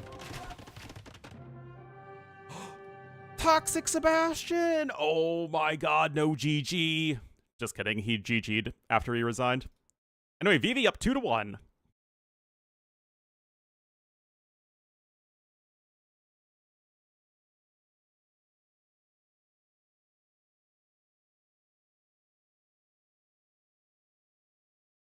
His teammate ACC him, that's very true.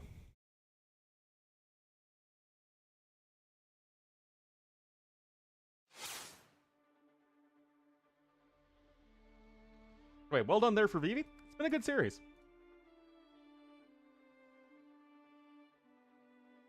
Always humble? I don't know about humble. I think toxic is the only word that we can use to describe Vivi.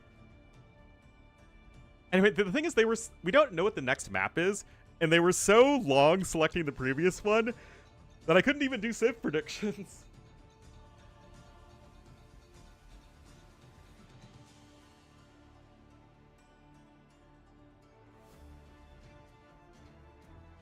Sounds interesting. Oh, you're talking about Mongols? Yeah, so the thing with Mongols is that they're very fast right out the gun, right? Because of the faster working hunters. So that gives them a very strong early feudal age. However, as you progress throughout feudal age, Mongols have no bonuses. Because other than, again, that fast uptime, there is nothing else that helps Mongols in the feudal age. Transitioning into castle age, you have faster firing cav archers and extra HP for light cav, which are good, but those units are expensive to go for in mid-game. CA are not easy to get up and running, light cav require a big food eco, and you have no bonuses to actually help you get there, especially as you typically don't have a ton of those units left over. You know, Castle Age, early Castle Age has historically been about what? Crossbowmen, skirmishers, knights, with a few monks. None of those things Mongols do very well, nor do they have a great way of getting their eco going. The difference is that Steppe Lancers are really easy to get going in early Castle Age because they're cheap, they train quickly, and they can snowball very effectively. So what that change of giving Mongol Steppe Lancers did, and not just Steppe Lancers, but Steppe Lancers with a very powerful bonus, is that it gave Mongols a power spike in Castle Age when the Civ historically didn't have that.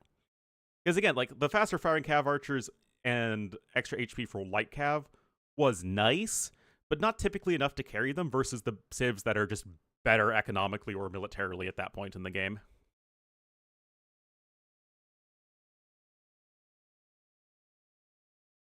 Remove that? Yeah, I think that... Where do they have the spike historically? Oh, just early game and post-imp. The Mongol power level curve is like a U, right? Super strong early game, super strong late game, weak in the middle.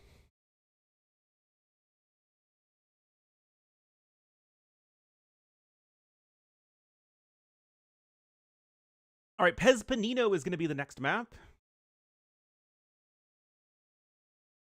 This one is basically just an aggressive hybrid map. So you have escargot and avocado for Sebastian. Could go Wu here. He could go Malay here. Those things make the most sense. And you had honey and involtini for Vivi. He could go, I don't think Vikings.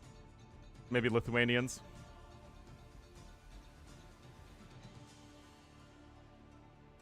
What does honey mean? It's the groups of civilizations. You can see them scrolling through on the upper left hand of the screen. It's just the different names they had for the groups of 5 civs from which these players can pick.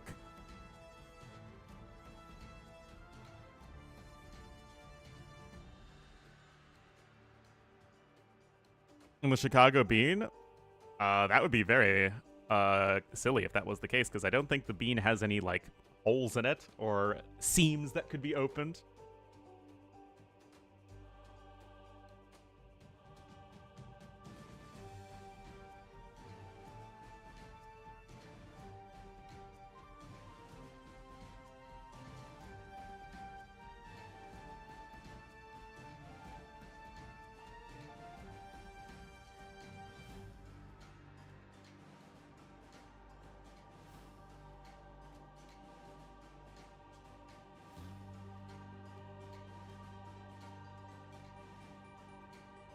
As honey gatherers?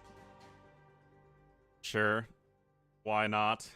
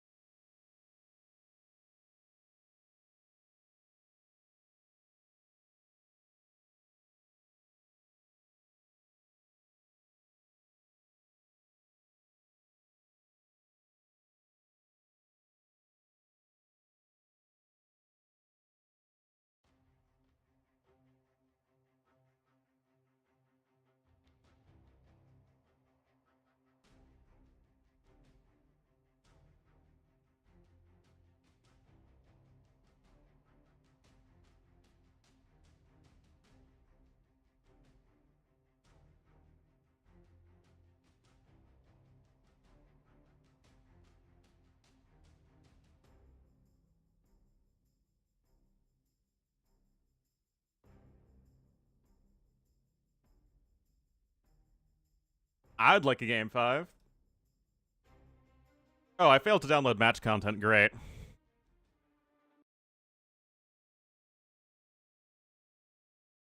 He has a crush on Samira. Oh my goodness.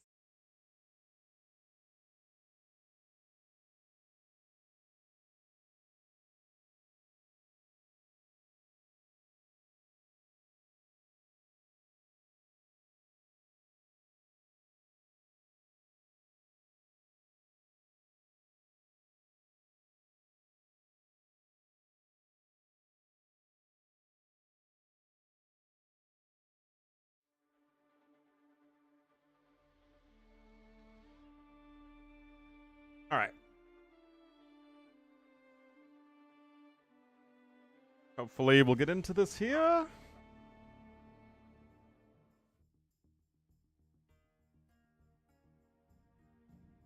Oh, I'm so clever.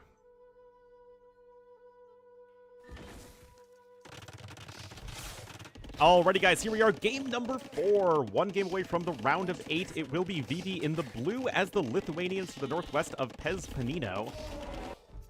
And to the southeast in the red as the woo. It will be Sebastian. It is indeed regicide. I don't know why it's regicide, but it sure is. So it's kind of an interesting map. In some ways, it's just an aggressive hybrid map, and winning water is super important, and yes, it is. You have plenty of fish here. But the gold situation is interesting, because you only have 6 tiles of gold in your starting area, and then 1 neutral 3 tile of gold. And all the rest of the gold on the map is in this area you need to chop through, but it's also kind of a thick forest with 2 seas to chop through. And there is a little bit more gold and stone over here on the islands to the east and west. Meanwhile, the middle of the map houses most, but not all, of the extra stone. Again, there's like a little bit more on the side. You have very little stone in your starting area. But the resource distribution is pretty interesting. Also, the wood lines are very small, but you are close to the edge of the map, so it's not like the worst thing in the world to wall. So I do think this is a pretty interesting map. Also, you can full wall this. This is mangrove terrain, so you can actually just put up stone walls. Anyway, 3 fishing ships here for Vivi. He is on his way up to Feudal Age. Sebastian, meanwhile, with only 2 fishing ships. And he's also up later, so it seems like Vivi able to leverage the early strength of Lithuanians. We are off to the races. Vivi now sending bills over to gold. And there is dock number 2 coming in.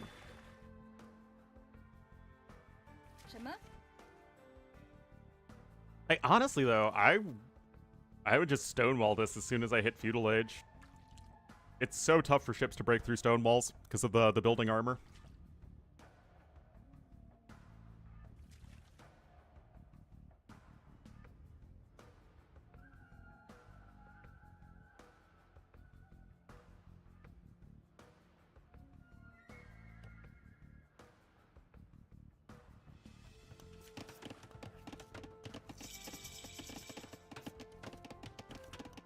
Alright, so Feudal Age is in here for Vivi. Also, like, Civ matchup-wise, yes, we were the stronger naval Civ, but late game, Lithuanians should absolutely trash them.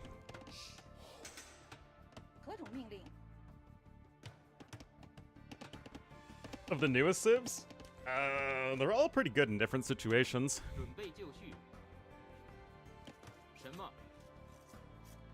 Well, we got 4 militia coming in here, Men-at-Arm upgrade as well.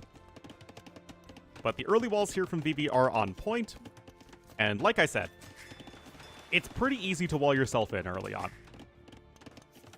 That said, I mean, 4 Men-at-Arms will still punch through palisade walls very quickly. And on... You've got to be kidding, Sebastian. Come on, man! You don't start with the scout cavalry on this map. You only have the king, so it's not like the king is actually under threat here.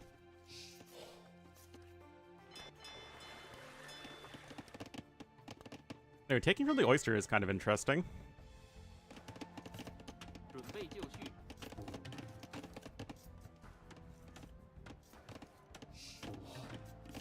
Oh, he's gonna make like a rodent and go for it! Oh, he's trying to block the king. Honestly, like, the king's only at a third of its HP. Galley's over here. There's one fire galley on the way.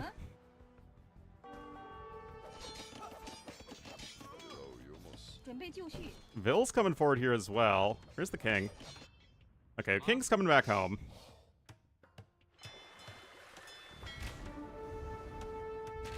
Fishing ship's getting sniped. The second dock is in, though. Fire galley over here. Oh, forward dock. That's where it's coming from. What are you doing, Vivi? Obviously, micro. Defensive watchtower coming in now for Vivi as well. There is that one tile of stone which could be taken in a semi-safe way. Honestly, just a few tiles of stone wall would help as well. That said, Sebastian has lost his Fisky Mothers. Fire Galley still hasn't done anything too permanent yet, but there is another one on its way. 6 galleys and 2 Fire Galleys coming out versus just the 4 Fire Galleys on this side. That house is under threat. Archery range coming in now for red, and I mean, there really isn't a whole lot here for Vivi on the land. Those galleys are sailing back home. Sudden disaster? I don't think so. Trying to remember. No fletching in yet, of course, here for Vivi. Actually, 7 vills on gold is definitely too much.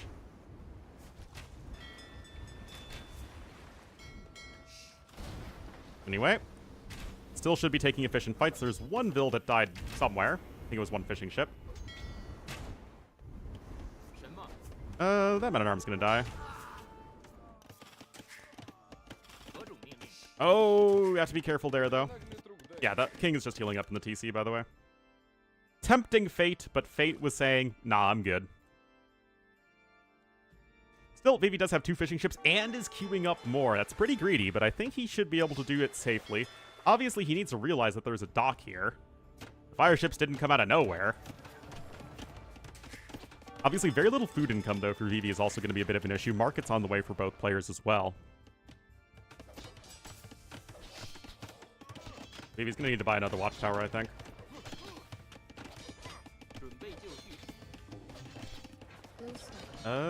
Yeah, there's the watchtower coming in. Watchtower's also kind of off by a tile. It's kind of hard for villagers to gather around it, but yeah, it's going to go up anyway.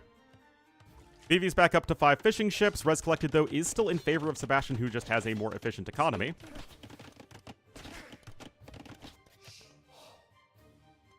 And he's going to click up the castle age here. And this is all about eco disruption. Middle idle time for both players. Pathfinding for transport ships has literally always been awful. Yeah, that's going to be a nice kill there for Sebastian. Up! There you go. You're fine, you're fine. Anyway, Vivi's going to need to be full balled in. Otherwise, the Gen Swordsmen are just going to walk into his base and kill everything. So, you know, don't do that. 2 more fire galleys coming in. They're obviously not going to get a lot done. There is a demo raft out over here. Maybe going to try and go over to a little bit of stone. But obviously there's only just the one tile. Honestly, I'm surprised Sebastian just isn't going for like a forward barracks and some Gen Swordsmen. They could literally just walk into the base.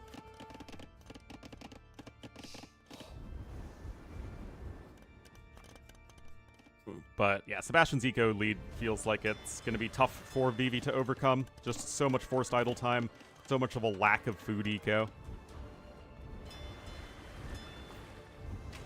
You know, the fish are even going to start to get pretty low over there. Horse collar and gold mining coming in. Hello, McNeely. Yeah, almost an entire castle age time ahead is Sebastian. Taking from the oysters. Vivi has so many vills on gold right now. Not too sure why. Complain about the new DLC? Is there really a lot to complain about? Bonus attack? Nope. Gen Swordsmen have way too many stats. Apple, vanilla, coconut, almond pie in the oven. That's pretty good. Okay, so Vivi is full up walling his base. He knows that he needs to be afraid of the Qian swordsman. And indeed, there is one walking across the map. Doc goes down there. And another watchtower coming in, but this just, it feels kind of ugly. I think the Bill died somewhere. Yeah, right there. There's 3 Bills even building that watchtower. Fletching is coming in. Now, granted, Sebastian has not added in a second TC of his own. He has not added in any more fishing ships. And at the very least, you can kind of camp the shallows, which will help a little bit. Careful of the king there. And then that Mangonel #1 is out. Oh, Yen Swordsman #1 reporting for duty.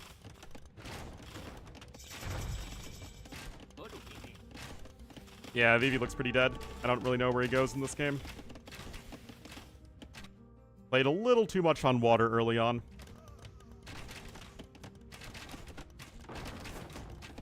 He just never had any army on the land whatsoever.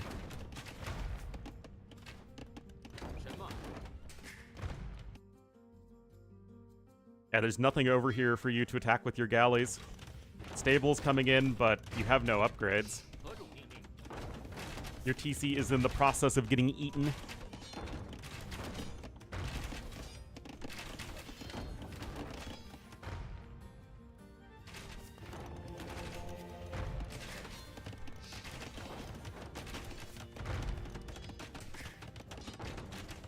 Well,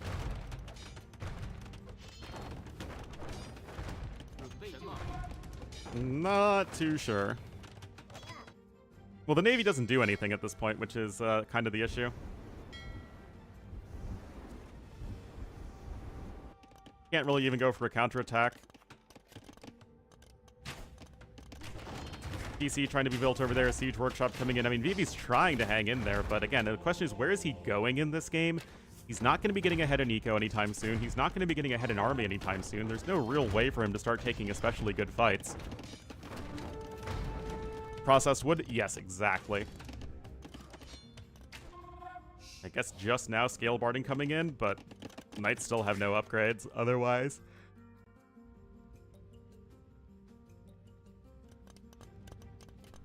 There's no more stone left. Remember, almost all of the stone is in the middle of the map. And Sebastian just got a stranglehold on his opponent.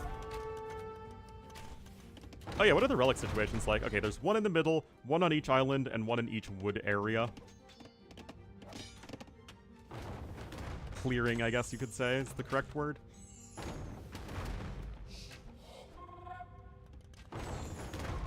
Sebastian being very methodical. He's adding in his second TC here. Not all in by any stretch. Making sure he's continuing to keep up the pressure. I mean, look at his map vision here. He knows Vivi is stuck. It has been proven wrong, and I am very surprised by it, because if the first Chronicles was not the commercial success it needed to be, then what has been done different about this Chronicles that is going to make it a commercial success?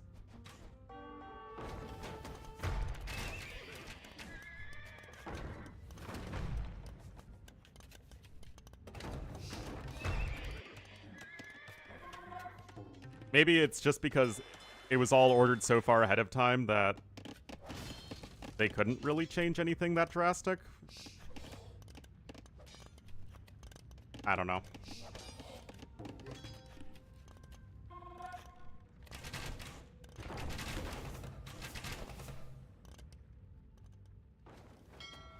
AV2s, there's plenty of them, but I don't know how valuable they are as customers, right? I don't know how much money they dump into the game.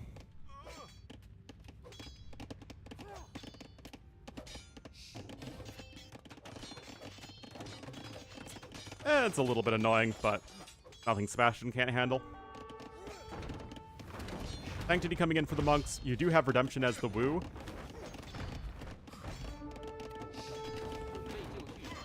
Market. And yet, the single-player DLCs haven't sold as well as the DLCs that have featured multiplayer content.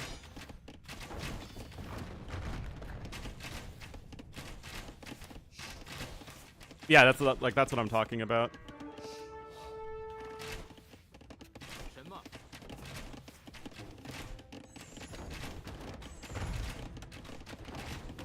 Oh. Do we know sales numbers? We don't know public sales numbers, but... Oh, no way Vivi's gonna make this work, right? Significant sales? Yeah, that also might be part of it. People who play multiplayer are likely gonna buy the DLC early no matter what so they can play the new civs. And if they don't buy it immediately, they'll probably want to play it because they run into the new civs in multiplayer. Wonders cannot get converted.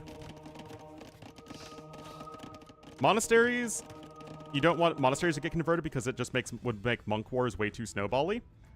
PCs and castles can't get converted because they're too important to buildings. Walls can't get converted because they, monks would then become siege units, right? You don't want monks to be able to destroy walls just by converting and deleting them.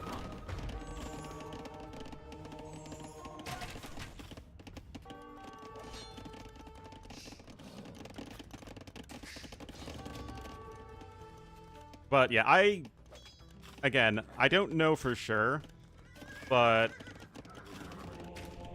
from everything I've picked up on is that Chronicles did not sell all that well. Again, relative to how expensive it was to make, most likely. Speaking.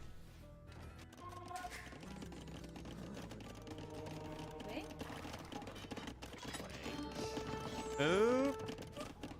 Gets a kill. Again, Vivi is trying to make something out of nothing. Sebastian at least does get that siege workshop, so no more mangonels here. But there are still a bunch of knights running around.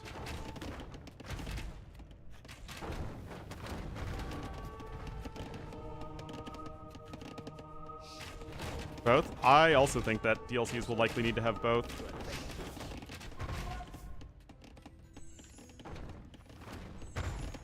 Knockoff? I mean, again, I'm not entirely sure on the business side of things, but it seems like the best DLCs were the ones that, you know, brought new civs and had a single... Oh, jeez. Oh, come on. Well, yeah. Uh-huh. Third TC also coming in here. Vivi still on 1 TC.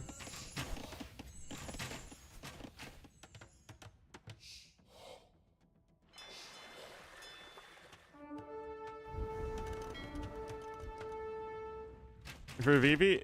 Yeah, but he needed to actually get at least a 1-for-1 Mangonel kill and then get the deletion. Otherwise, the Mangonels were far too out of position. Many civs?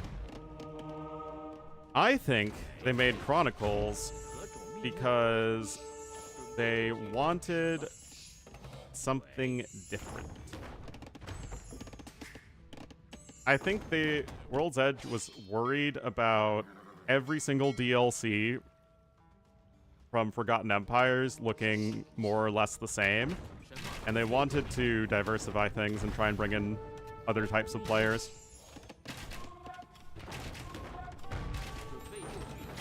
And I do think it's interesting that it seems like World's Edge doesn't want Forgotten Empires to be the ones to do everything.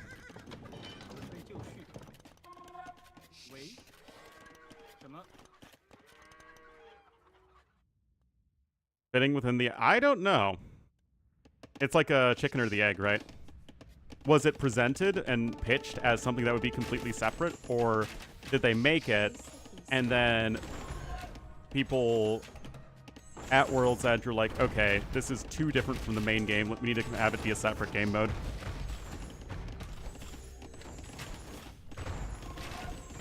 Impulse one? Yeah. I mean, the campaigns were certainly the best in it. Guys, Vivi is super dead. He can try and be annoying here, but there isn't anything he can really do.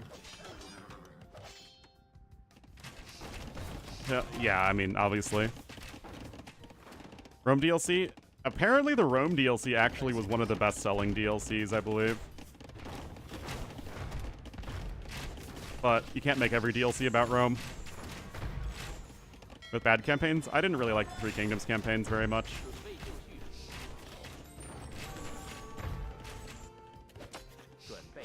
It had like 2 or 3 good scenarios in it. Anyway, GG, we're going to game 5. All of this stemmed from the fact that Vivi just did not have enough on the land. And he just couldn't deal with all the pressure there. He fell behind an eco to Sebastian and just could never, ever, ever catch back up. For you guys, no, I just actually didn't enjoy the campaigns very much.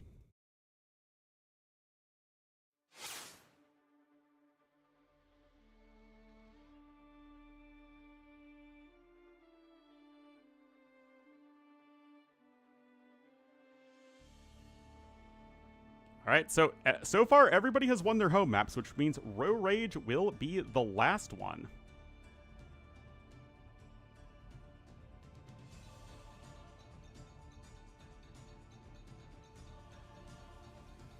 Again, Tato versus Vinchester has already started. We'll jump over to that one once this is over.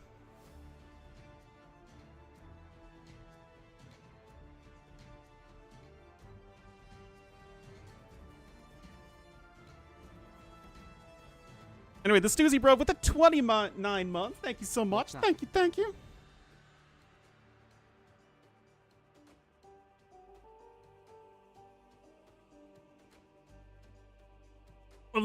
But I'm not. And why would you make a DLC based around a completely different game? Or nostalgia for a completely different game?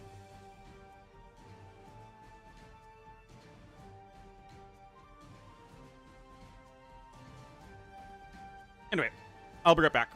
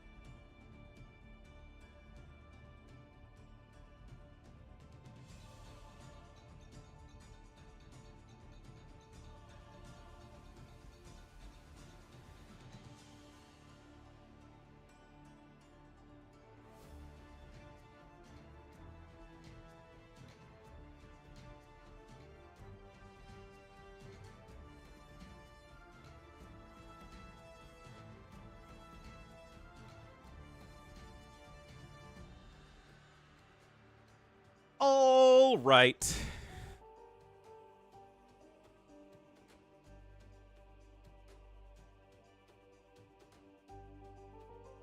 The best design says? I don't think so. I just think they're all kind of boring, except for Jerchins and maybe Ketons. Nope, the meta hasn't changed whatsoever, actually.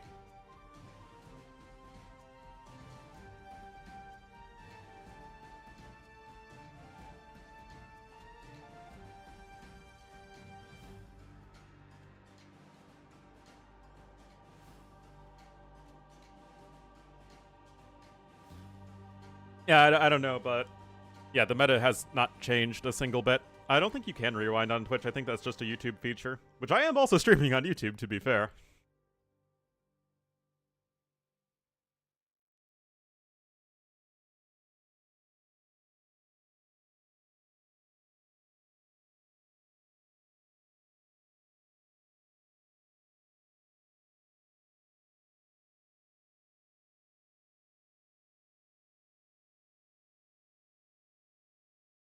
Low dash.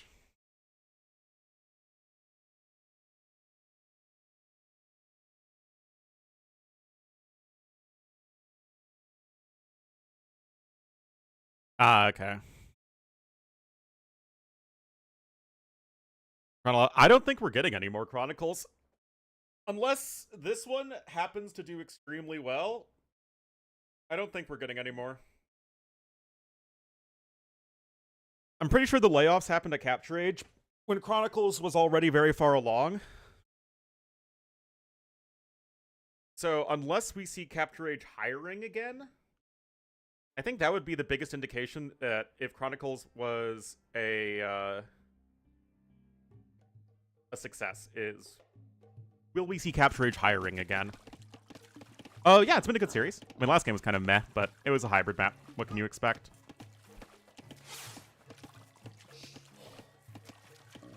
All right, guys, here we are. Game number 5. This is for all the marbles. Winner will move on to the quarterfinals, which hopefully starts tomorrow. And, of course, we'll be casting the rest of the tournament from yesterday on out. You are on Ro16. Vivi is going to be in the red as the Sicilians to the northwest, and to the southeast in the blue as the Malay. It will be Sebastian. Alrighty. So Ro16, it's basically like an adaptation of African reed beds, kind of. Because you have like the stone and some gold in the middle, but you also have a pond with some fish in it. It's all like shallows terrain, though, so your ships are always vulnerable to land units. And you have, like, 2 ponds on the side. And I have this forest around here at the edge.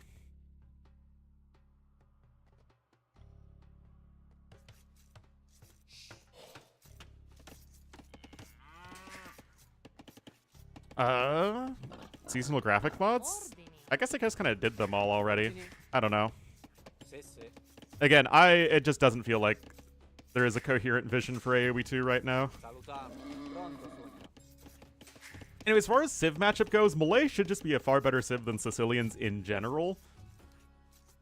So I'm going to be kind of curious to see what Vivi has cooking.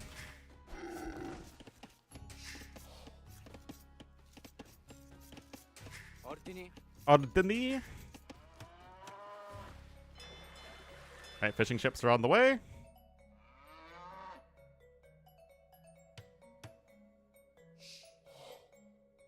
Then drop it, I guess. I assume Don Johns and Sergeants are going to be involved, but you have a lot of different areas you need to cover with the 3 different ponds, and the long rush distance, that's a pretty long rush distance, means that Sergeants still don't really feel that great. It feels like the Malay player, Sebastian's going to have a fair amount of time to develop his eco. An historical merchant, primarily single player focus. Was that in this announcement post? Because again, I think I'm reading between the lines here. All right, so Vivi is going to be building the Dark Age donjon over here. I guess as a way to help protect the fishing ships, although obviously, say Sebastian opens, well, literally anything, you can just go for like some spearmen, and it would still do a lot to harass those fishing ships, but you can at least see the idea here for Vivi. He's going to click up to Feudal Age, but Sebastian, with the power of Malay, going to click up just a little bit later. Budget? I already feel like the budget's getting more and more tight.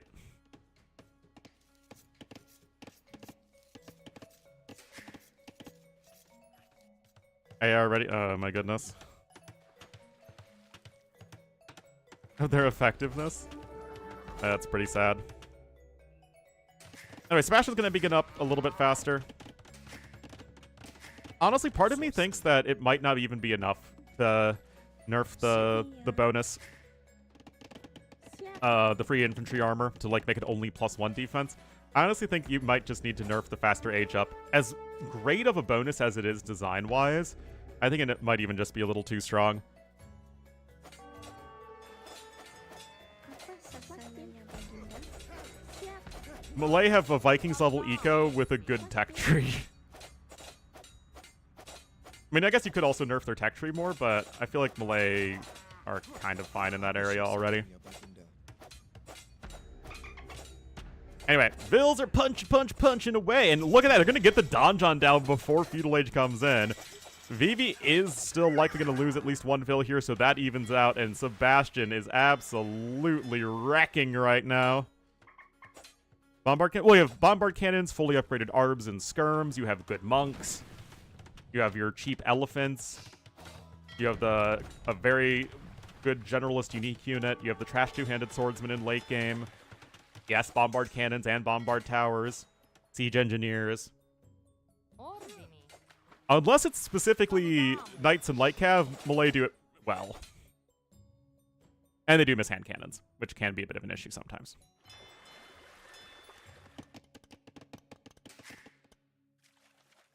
Anyway, well done so far here for Sebastian. And Demo Raft is about to be out.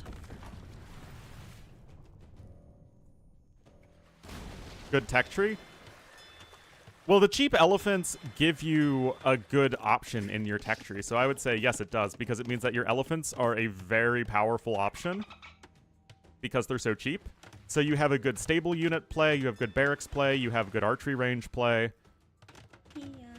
you have good monk play, good siege with the bombard cannons, with siege engineers, and a good all-rounder unique unit. I mean, Malay obviously do have a weakness in that they don't have good heavy cav or light cav, which is a very real thing, but their eco is so powerful, and they have so many other options that it just feels a bit much. Anyway, Vivi's going to add another donjon here, but the stock is still in, and Sebastian obviously can still harass these fishing ships quite effectively, while his own fishing ships go completely untouched. Intravenous coffee drip. Perfect. Apa sasananya Baginda? Anyway, archers are on the way here for Seabass. Range going to come in here for Vivi, but he's going to need to go for some defensive skirms. There's a lot of area he needs to wall, and Malay Eco is already getting out of hand in favor of Sebastian. Mobile? Well, I specifically meant knights. But yes, I guess elephants are very much heavy cav. Point being that knights are still a very important unit to have in your tech tree. Just look at Jurchens. Look at Hindustanis. And having decent knights is a very good thing to have. It limits your options. It means that your opponent can play into knights. In that you can make an army that's has a very distinct weakness to knights, like, say, Skirm Monk Siege. And that can be a really powerful army when you don't have knights to counter that. Anyway, another dock coming in here to the east, and it just feels like Sebastian is just cruising this game. He's cruising like a cruise missile.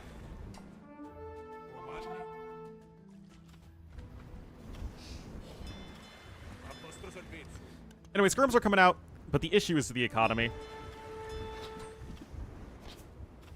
I just don't see a world in which Sebastian isn't much faster to Castle Age. And he has a ton of Vills queued up too, right? So he's actually even closer than it looks to Castle Age.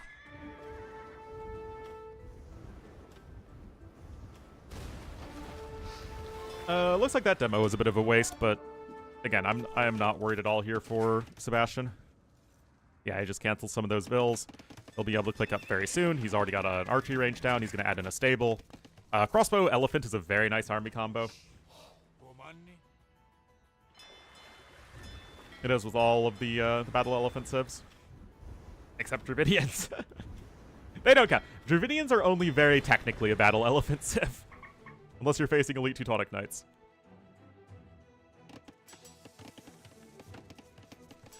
Alright, Blacksmith coming in too, and I guess Sebastian's just playing it a bit safe.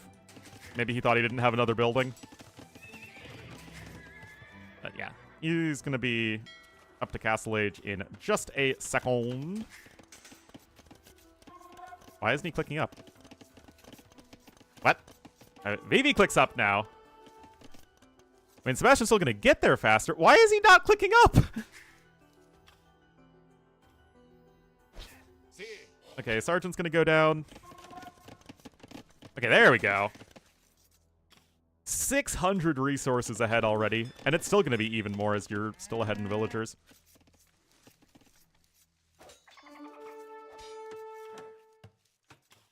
Now, what do you want to go for here as Vivi? I think it's just skirms, right? The core of Sebastian's army is always going to be those archers, so you probably want skirms and a few monks to deal with it. Again, like I was talking about, what is skirm plus monk bad against? Knights. Or a bunch of cavalry, at least. Whereas Sebastian is likely going to go heavy on the crossbowmen and just mix in a few elephants as a good meat shield. And a way to help deal with skirms. This just looks so goofy with the marlin under the TC. 5 fishing ships to 5 fishing ships. I do think there are more deep fish in the center pond. I think so.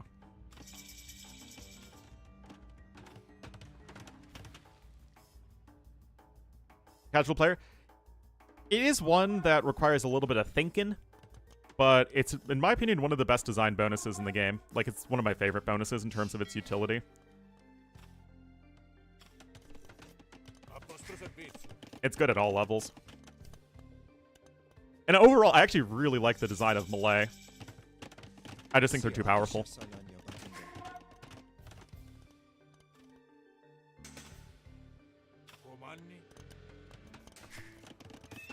Double stable coming in, Vivi wanting to go for the knights, but that's going to be difficult with his food eco being as rough as it is. They're tweeny lives. There you go. Kids these days, man. Alright, Bodkin, Bowsaw, and Crossbow all coming in. The classic Bod Crowsaw. Second TC as well. And again, it's just Vivi isn't in a position to really do anything right now. Yeah, if we ban teenagers for doing after doing something stupid, it's gonna be rough for the teenagers doing literally anything, because teenagers constantly do stupid stuff.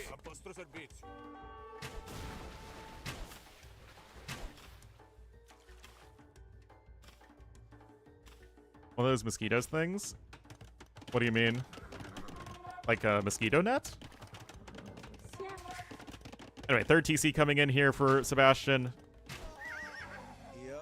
Vivian might not be actively dying, but he's also not actively going anywhere right now.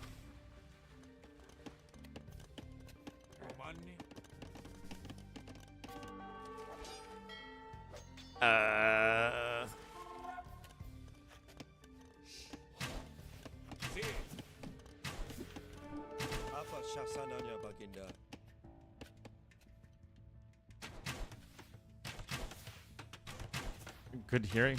Oh. I've never heard of that. I mean, Sebastian doesn't have access to, like, all the gold in the world, but it's fine. Idling for a minute. There we go. Prevent antisocial behavior? What? That's bizarre. Overweight kids? I'd believe that.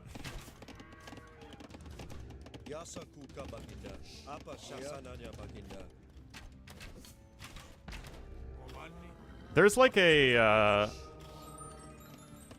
it's weird because in rich countries, poorer people tend to be overweight, whereas in poorer countries, the poor people there tend to be underweight. And just goes good quality food and whatnot. I mean, we recently had an athlete here in America do some philanthropic work by paying off students' lunch debt. And yes, that's a thing here in America.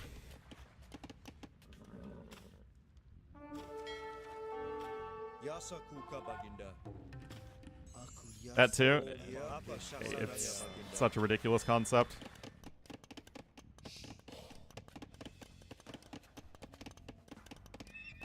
Alright. Some knight upgrades coming in. This whole game is just the unfortunate case of Sicilians not really being able to apply pressure and having no way to deal with Malay eco. Vivi isn't really killing that many villagers. He's not adding in his own eco. He's going to drop a castle here in a second, I guess, but this obviously has to basically be a game-winning move.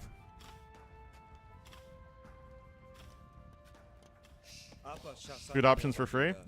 Well, the issue is that's also oftentimes not good food options.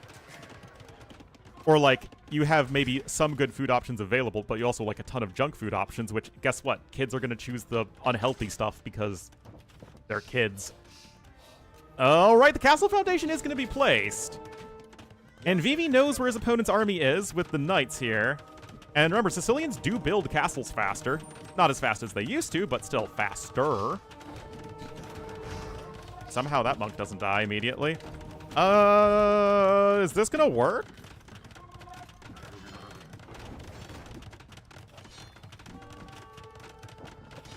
The mangonel isn't going to go down fast enough, and remember, guys, the one thing that you don't have great access to right now at the moment is gold for Sebastian.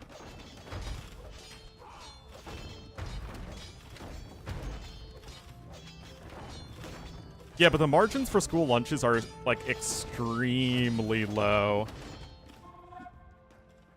Like, schools usually don't have enough money, unless you live in a wealthy area, because at least in America, schools are funded mostly by property taxes.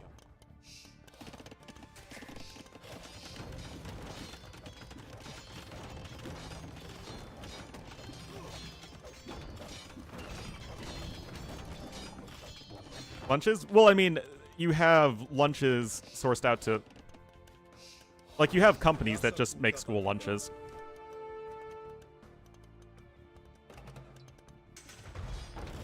Oh, well, I mean, school administrator is one of the most important jobs in the country. Anyway, this is a really good move from Vivi. It's a bold move. It's what he needed to have at least have a chance in this game. So now Sebastian is working towards his own castle, and I'm still concerned for Vivi in that he hasn't teched into a whole lot of anything. He has some sergeants, but it's not like the sergeants are even very well upgraded. School lunches? Well, we all have hopes and dreams.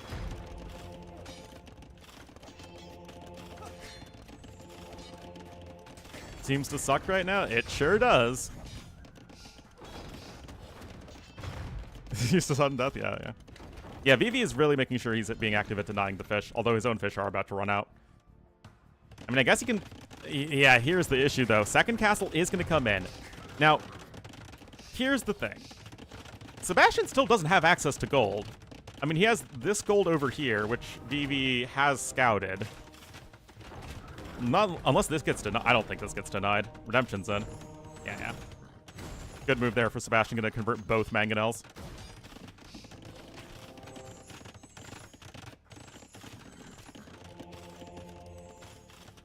He gave up in the end? Yeah, I remember, because the issue was that Jamie Oliver couldn't get a good meal within the budget.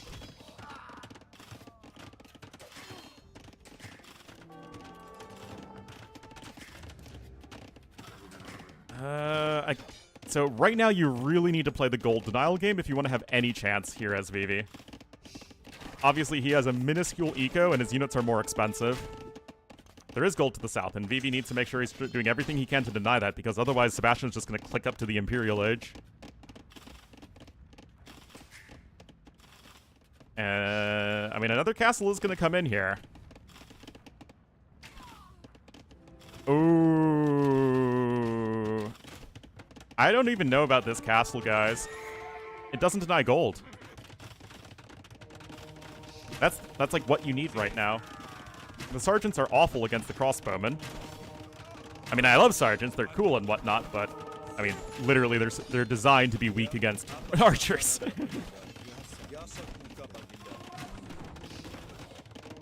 Yeah, but it doesn't deny the gold that's over here, and it doesn't deny the gold that's over here.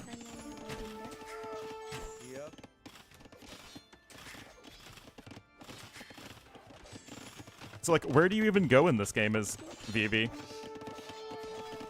There's only 10 crossbowmen. But yeah, Sebastian should just be able to go Arbs and Trebuchets and immediately win the game.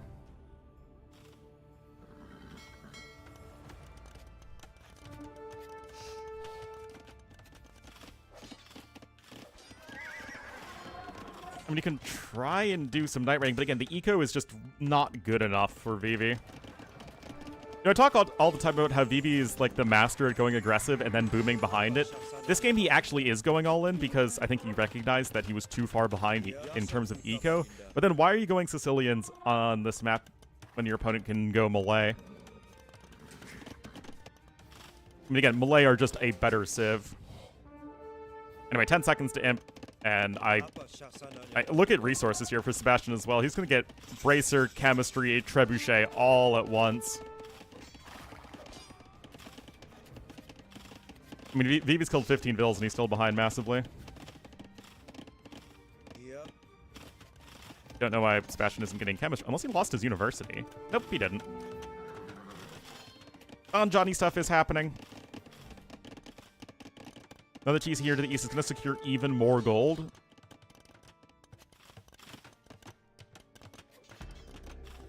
But yeah, this gold needed to be denied way long ago if I think you were going to have much of a chance. Anyway, vills are going to start to punch down the DJ here.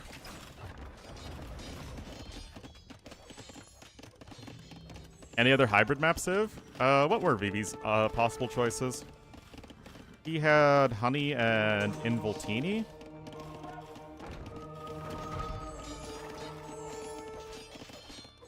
Actually, no, he didn't have any other hybrid civs. But he used Byzantines on Arabia. His other civs he could have picked were Slavs, Teutons, Vikings, Magyars, Ethiopians.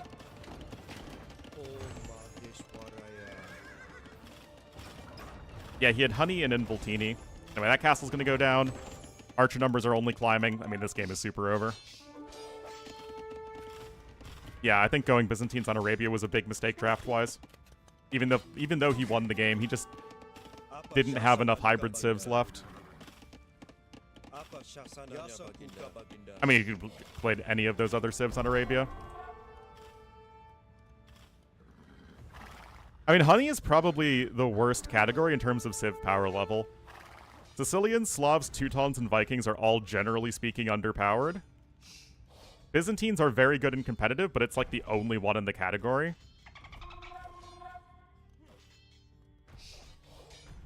In Voltini, the civs are generally more situational as well, especially because there are still a lot of hybrid maps that you need to play.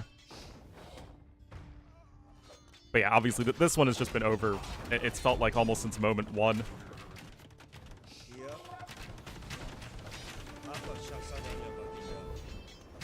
More arbs! More, I say! Here's the GG. Sebastian, not quite reverse sweeping Vivi, but close to it. Was down 2-1 and able to make the comeback happen, knock out Vivi, and move on to the next round.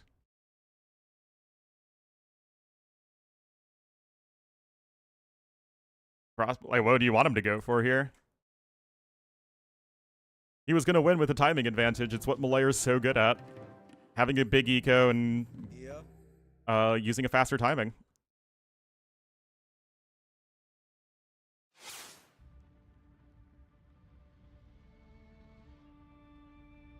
Down the street, oh no. Anyway, guys, that is it for the round of 16. Show this to you guys.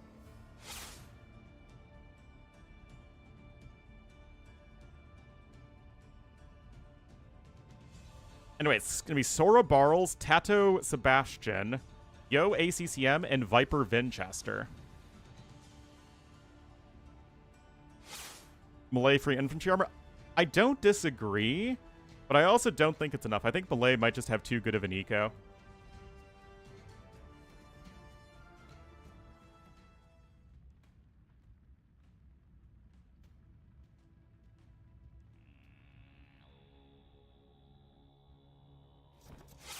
Yeah, I'm casting the hyper random thing.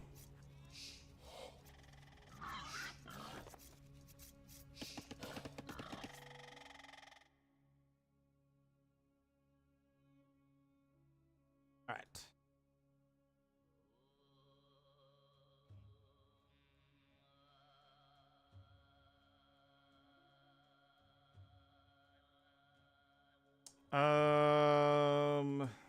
Finals. Hyper random. Is this best of 5 or a best of 7? Is a best of 7. Kato's up 2-0. All right, so we are on hyper random with starting with the siege tower, of course. And the corgi wants out.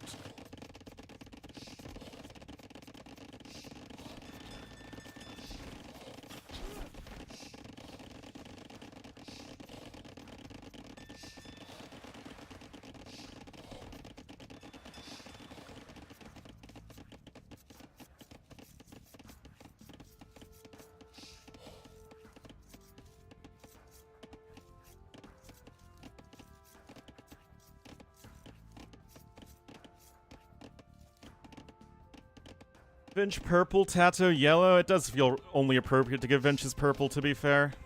Give Tato yellow. Alright, so remember, hyper random has randomized resources for everything. So 107 wood on those trees. Stone mines have 384. Gold mines have 437, so very little gold. Lots of forage bushes. Red picker? Yeah, but red and purple isn't the best combo. Fish, 138 on the Dorado. 226 on the Sniper. Literally one more food than normal. Yeah, so like all the resource values are randomized, but they are consistent. As far as the map, it looks kind of just like almost like continental.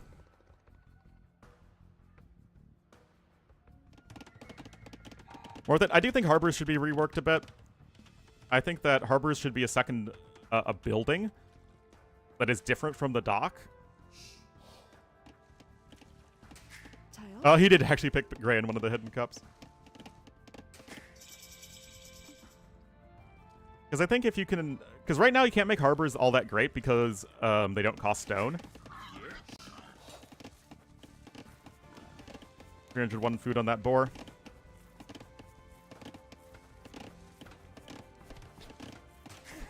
Anyway, Mongols for Vinchester, Koreans for Tato. These are actually random civs, and they both got good civs here. Tato going forward here, though. The Koreans classic. As in modern classic. It's tower time, except housing issues for Tato abound.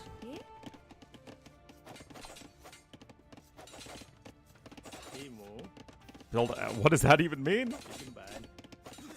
Oh, walling off there. Vinch loses one vill. He's gonna get a villager kill himself. What? Okay, there you go. I need to focus down the weak vill. I know it's hard to click, but it's still what you gotta do. Okay, another vill is gonna be lost here for each player. It really feels like it should be going better for Vinchester than it is, but he is gonna win this still.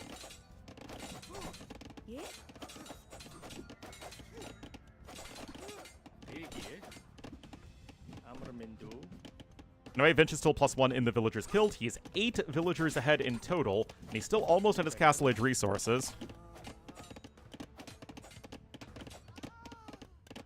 Deep level stats. It would be, like, the thing is, Tex and AoE 2 are always an upside.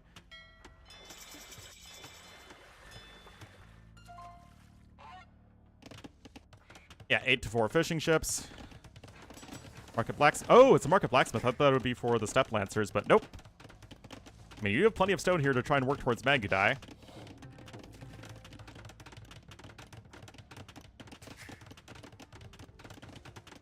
Tato gonna try and say no, no, no to that. On the outside, there is only one fire galley for Tato right now.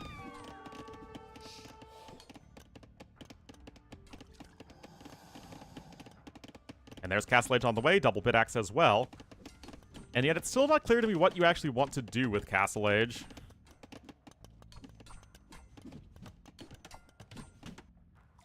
Tato, meanwhile, is adding in more fishing ships of his own. Cheap Korean skirm. Yes, but Winchester hasn't really shown that he's going to be going Mangudai yet at all.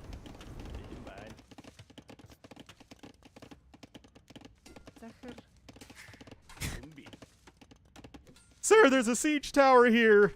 What's it doing? It's just sitting there, menacingly.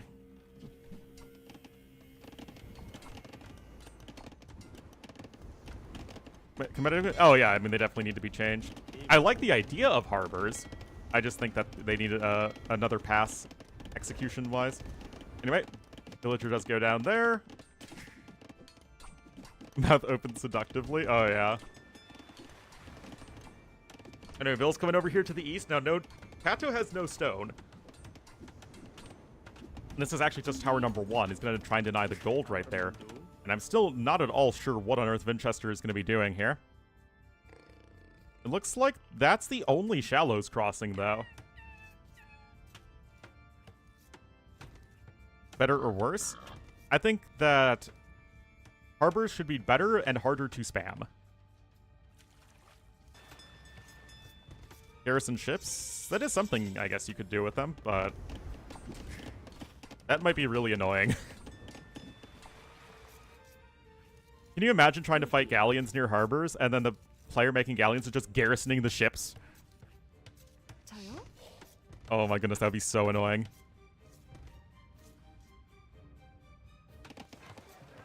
Market coming in here for Tato. Okay, so Vinch is just going to be going for a siege workshop to try and get himself out of this predicament.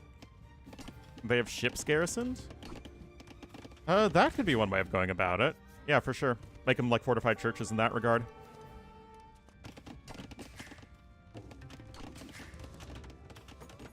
Yeah, that could work.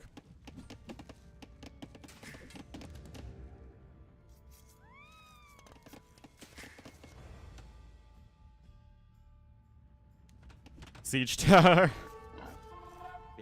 Yeah. Well, to be fair, guys, the siege tower's on the wrong side of the wall. Oh, no. Kill radius for ships. Again, that could be really annoying. If you give them a more powerful effect, you need to make them more expensive to go for. But we've never had a tech before that just unlocks a building, especially a unique tech. All of the unique buildings in AoE 2 are just, you know, just build them whenever you reach the appropriate age.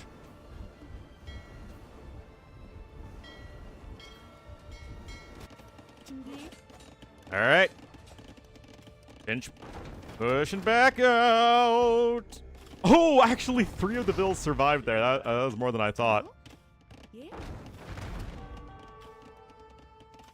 Total numbers with consent. Very important. You don't want to end up on the number Epstein list. All right, forward stable for Tato. Just going to try and run in with a few knights here. I mean, there aren't any monks out to convert them.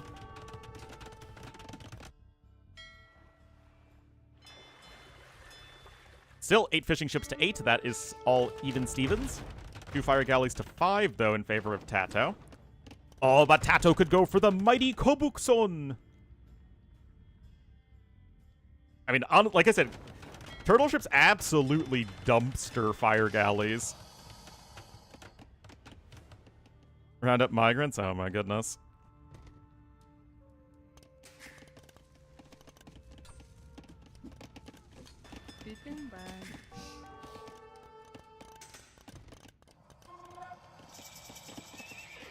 Alright, got some scoots. Going to research scootage.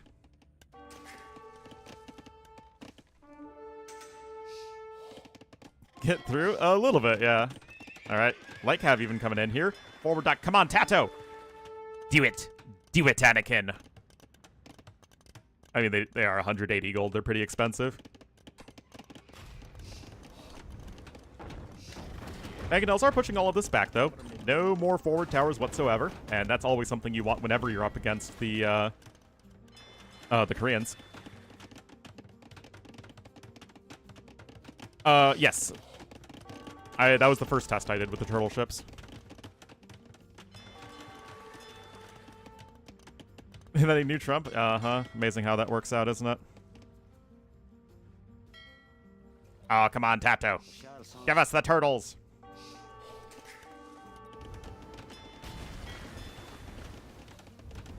The toidles.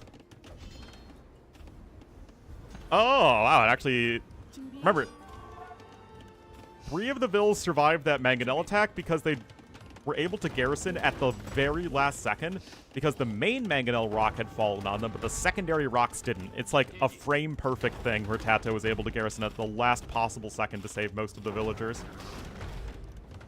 That's it. The Mangonels here, I think, are on the high ground, so they're going to take down this guard tower pretty fast.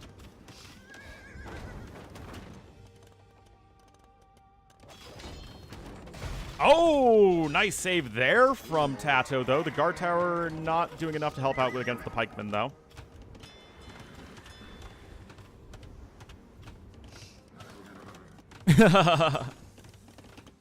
You gotta stay paying attention here at an Ornlu stream. And Tato is still only on the 1 TC. He's still not making a turtle ship because he's making me sad.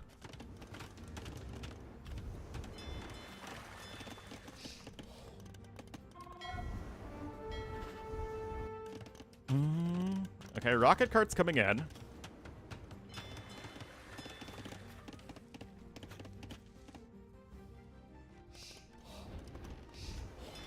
Guys, do you think Tato knows that turtle ships were changed so that they're much better against fire ships in low numbers like this?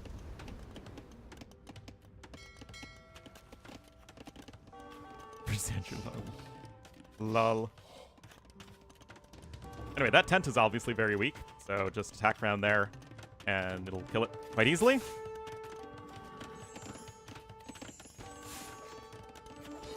Exactly what's happening. Vinch gonna get ready to drop a castle. He's already bringing in his first relic as well.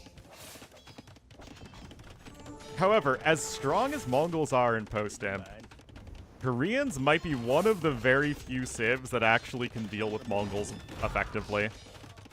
Mongols don't like having to deal with war wagons and halbs and Shinkichon rocket carts. Like, all of that stuff is not what Mongols actually like facing at all.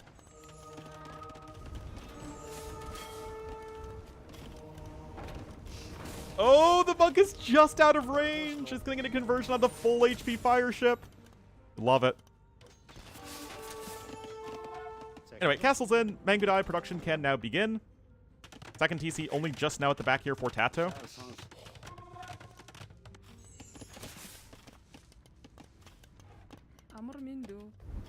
And the game marches onward. Well, Mangudai production has started. Eco is actually a lot better for Tato. He's just doing such a good job of idling his opponent. He's now turned it into Vinch's favorite idle RPG. A gaming genre I will never understand. The game whose mechanic is for you to not play it. Trying to trap the siege tower. No dice, though.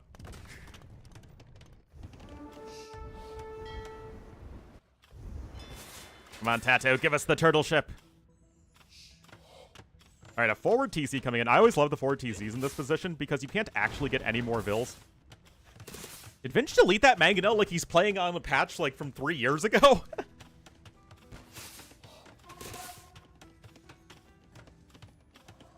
Or... time at work, I guess. Occasional button mashing. Okay, good attack there from the Mangonel. Of course, I would prefer if more than one villager was building that third TC for Tato, but I guess we can't have everything we want in life. Come on, Tato. I want some turtle ships. All right, fourth TC even going to come out here for Tato as we actually have the second castle for Winchester, which is obviously going to be able to attack this forward TC.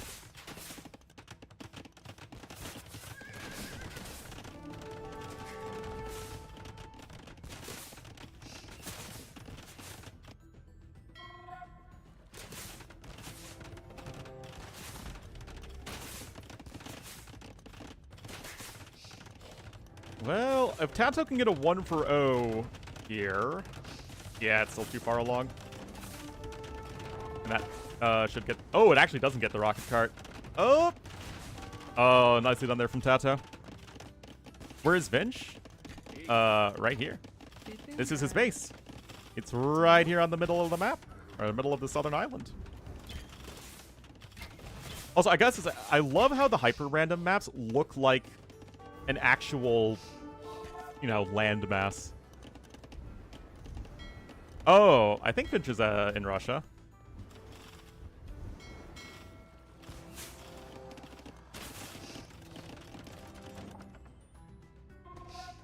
I don't know why Tato isn't just making a gate. That would seem to be the most easy thing to do instead of deleting and rebuilding a stone wall segment constantly every time you want to leave. The Magadai numbers are slowly climbing. Tato is still ahead in the resources, although Vinch has been taking efficient fights.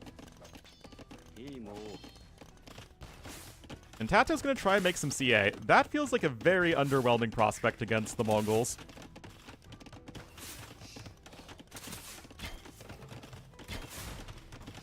Easy kill there.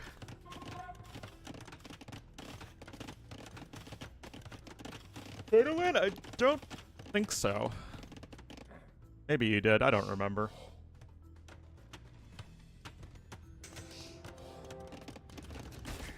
Yeah, I don't know where Vinch is at the moment.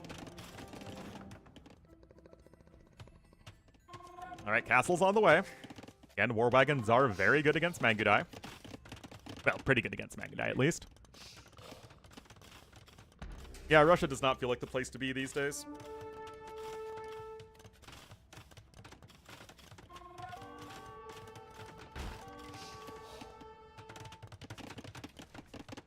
Anything from it? Yeah. Well, I mean, it makes sense, though, that for a China land, you have to make sure you have plenty of time for people to get visas and be able to go there.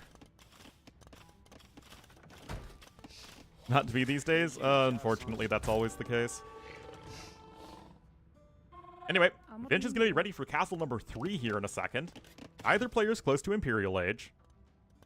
Tato gets his first castle down. And again, Vinch is doing a good job of just cleaning everything up from his side of the map.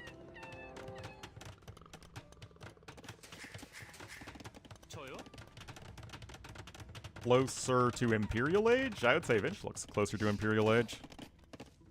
Anyway, the first wagon of war is on its way. And of course, both the, actually no, Mongols lost Elite Cannon Galleon a long time ago, Ornlu. Koreans at least have fully upgraded Elite Cannon Galleons. That could certainly be a useful unit in this situation.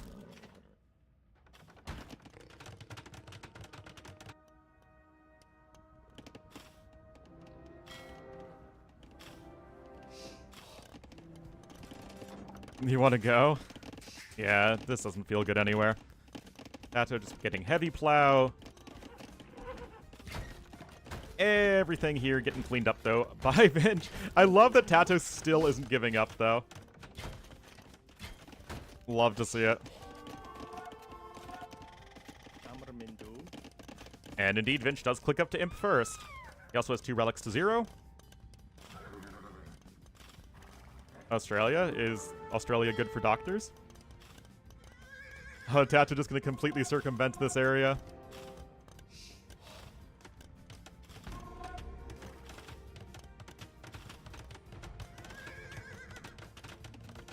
Tato has ballistics, but no bodkin. That's kind of awkward. Not the fox, man! Is Cyprus? Is your brother really keen on dodging taxes? Visa for British? Okay, that makes sense.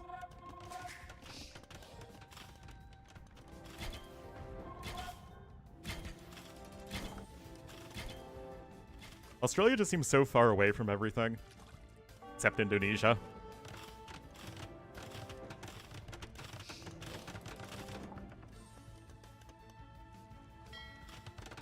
Oh, it's a turtle ship!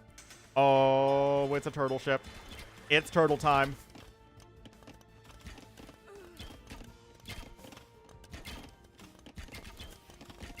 Bow!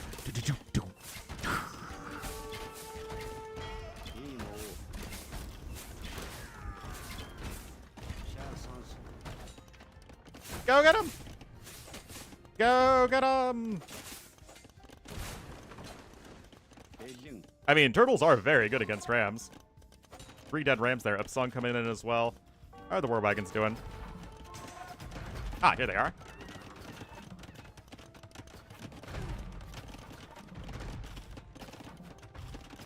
It did not. It's not a matchup I, to be honest, thought that we'd be running into a lot. But remember that the rockets deal melee damage, so they're very good against rams. As does the main cannonball. Everything the turtle does is melee damage.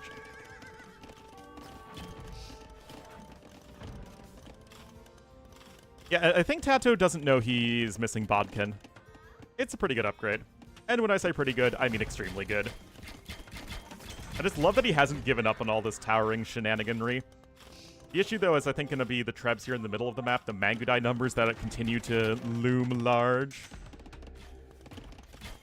And the Mangudai there, with their, at least, an Imperial Age upgrade, are going to be able to take down the remaining War Wagons. Those Vills are going to be completely caught out of position. No way they're going to go anywhere safe.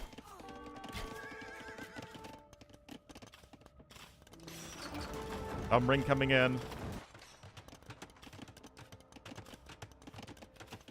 Oh, you have to be more careful than this, Tato. Again, he has no other villagers here. He needs to keep the ones that are on his opponent's, or in his opponent's space, alive as long as possible, as Vinch is continuing to assemble the pieces of Exodia. Still has tons of stone, and he's continuing to pressure here across the middle. Another castle here at the back for Tato. This map just seems to have a lot of stone on it. Yeah, there's 18,800 stone. Oh my goodness. Imp in for Tato. Hopefully he realizes that he doesn't even have Bodkin at this point. Well, he doesn't have a blacksmith. Oh, he doesn't have a blacksmith! Oh, no! Still, the free +4 defense is going to be very helpful for Tato. It's just these Mangudai are still with decent upgrades. And goodbye, Hassan. Alright, there's Bodkin at least coming in. These Mangudai are simply in far, far greater numbers right now. Random crocodile doing... Oh, sorry, an alligator doing random alligator things. Still 2 Vills left. Vinch gonna come in with another castle. His own eco isn't really that good, though. So if Tato can start to mount some sort of a defense, he should be able to win a war of attrition pretty decisively.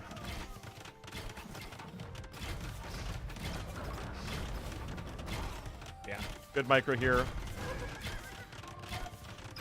Arrow slits incoming. Gonna be good for buying time, and I mean, Vinch has to be careful. He only has +1 defense for the Mangudai. War of nutrition. Yeah, no, he's prioritizing chemistry over ballistics. Random war galley over here. Just leapfrogging the castles. Bombard cannon number 1 is on site. I mean, we're going to be on 3 castles here in the back of Tato's base. It's literally Admiral Yi Sun-shin. Also, Tato needs to get Bracer. I think he must have thought that getting Bodkin was getting Bracer. Because there is no reason to not have that very important upgrade right now. Herbal medicine, dude. Wait. Finch is out of gold. There's 13,000 of it still left on the map, but it seems like Finch has no access to it. Okay, there's some right here. That's going to give you 4K. A lot of gold in those piles.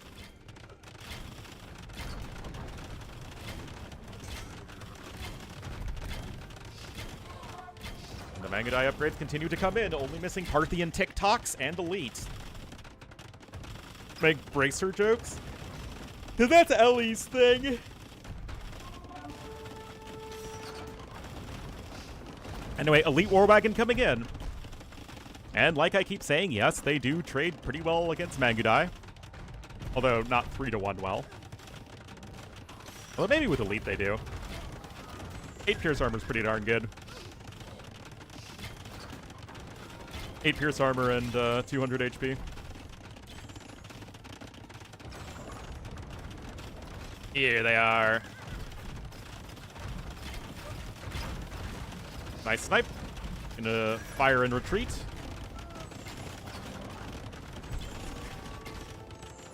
Skirmisher, I hardly knew her, yeah. Oh, here it is, the dreaded Mongol elite skirmisher. I just love how Tato is not giving up at all with these towers.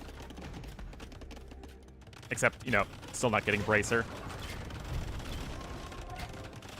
And now Tato has, like, no food eco.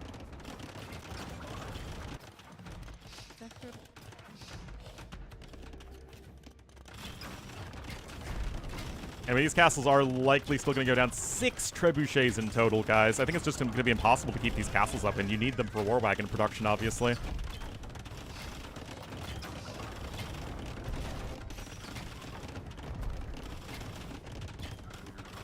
Meanwhile, Vinch still has a decent amount of stone. That castle is literally full of Mangudai.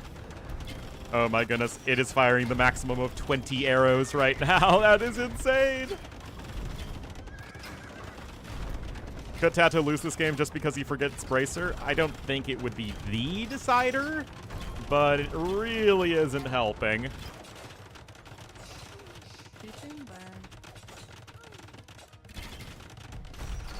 The Mangudai are going to be able to charge in and snipe the Trebs, no problem.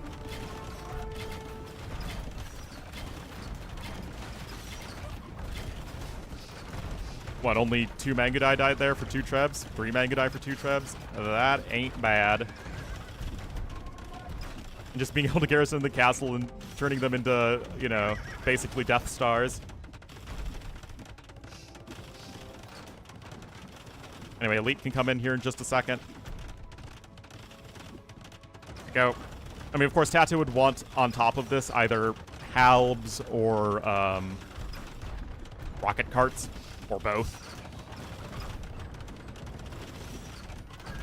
But really, it's actually the trebuchets that are the biggest threat right now because there is just not a way of stopping them.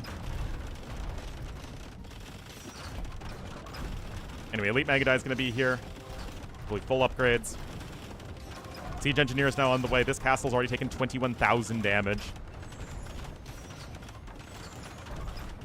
Well, Res Destroyed are almost comically in favor of Winchester, so yeah. That checks out.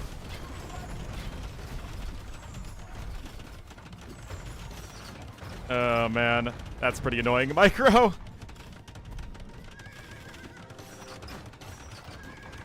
Only 1 castle left for Tato. Somehow the map still has 11,000 stone on it. Yeah, there's a lot of stone over there. But all of these castles here for Winchester seem like they're not going to be taken down anytime soon.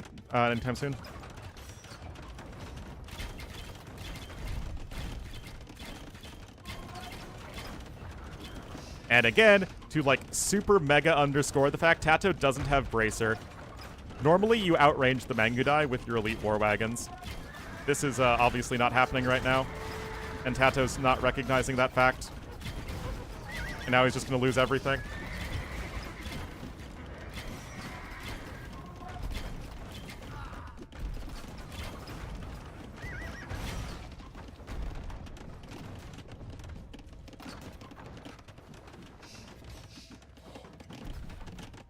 I mean, Tato's lost so much of his base. The score difference is staggering.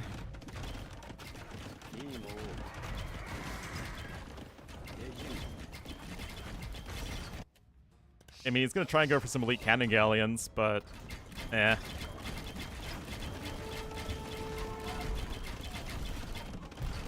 The Monospor Latus? I totally agree with that. Mangudai actually need to be microed. You can't just patrol them in and have them kill everything. Total ships? Absolutely. And also not getting Bracer. Other castle for Winchester. I mean, Tato's just lost so much, and like I said, the Trebs are actually the real stars of the show here.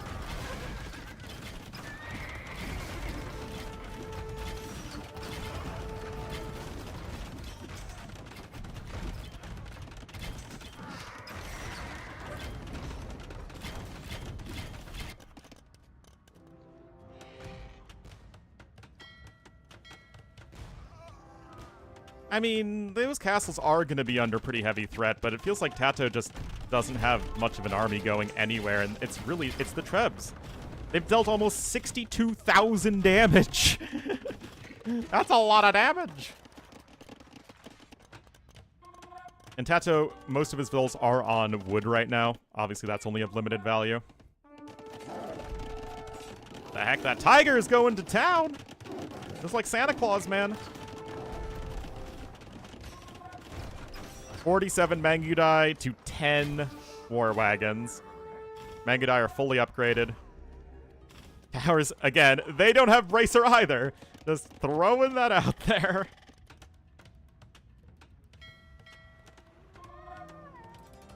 And Vinch is just with so much stone to keep these castles alive. Tato, too far behind in imp timing.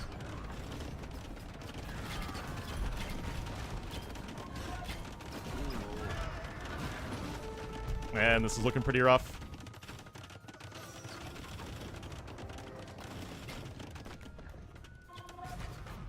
I mean, his population is still quite good, but his army value is so much lower. Still 7 trebs on the field, guys. Vinch has most of the map control. Mangudai can snipe the cannon galleons.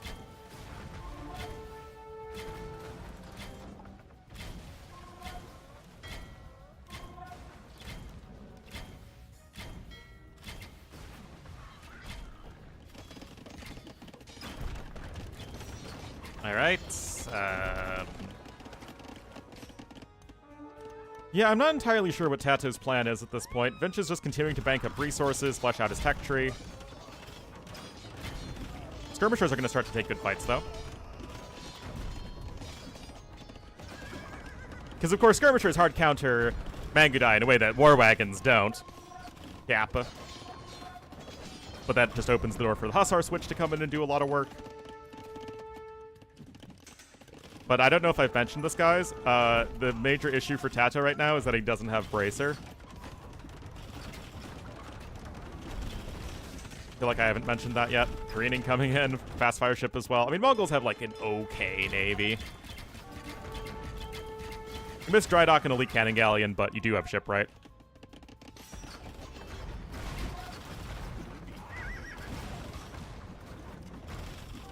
Alright, here come the Hussars. Tato has no more castles, so no more war wagons. Still, killing those trebs is good. It obviously needed to happen much longer ago, but I mean that is a good deed.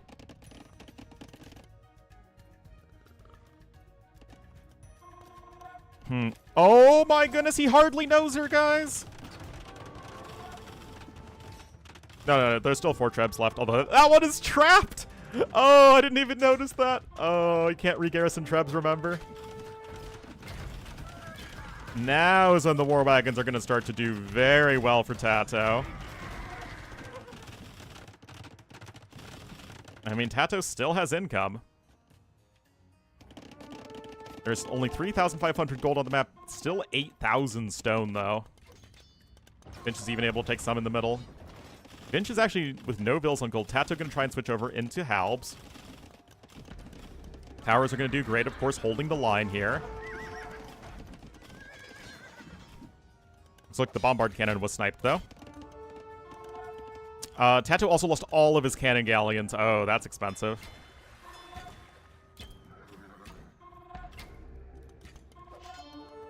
Again, the resources destroyed is actually over double right now for Vinchester. Win condition to start pushing back these castles with an army that's too efficient for Vinchester to handle. I don't see how that's going to happen, though. Also, a bunch of fast fire ships are coming in. Sea Drama's going to be on the way, and of course the Korean army doesn't really have that much that deals melee damage.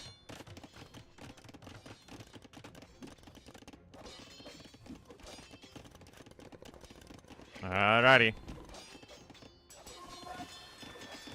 Bombard's going to be brought to bear. I just think Tato's lost too much. So much of Tato's stone has been destroyed, whereas most of Vinch's stone is still alive, if that makes sense. These castles just haven't been taken down. And that all goes back to the siege difference. Oh, Tato never got that relic either.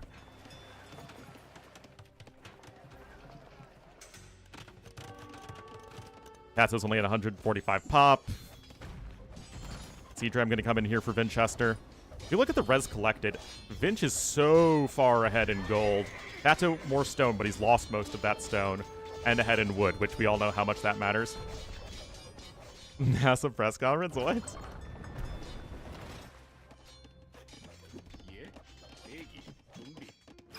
Anyway, there's GG called. Vinch takes game number 3. That was a fun one, though. It was a really interesting map. Good Civ matchup as well. But that faster imp timing was absolutely critical.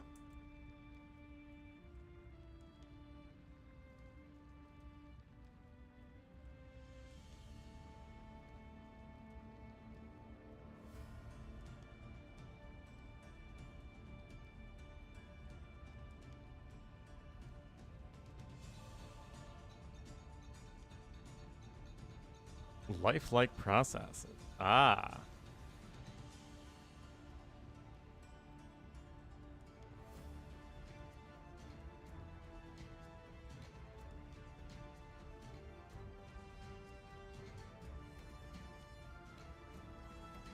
Complicated, I am a Bachelor of Arts.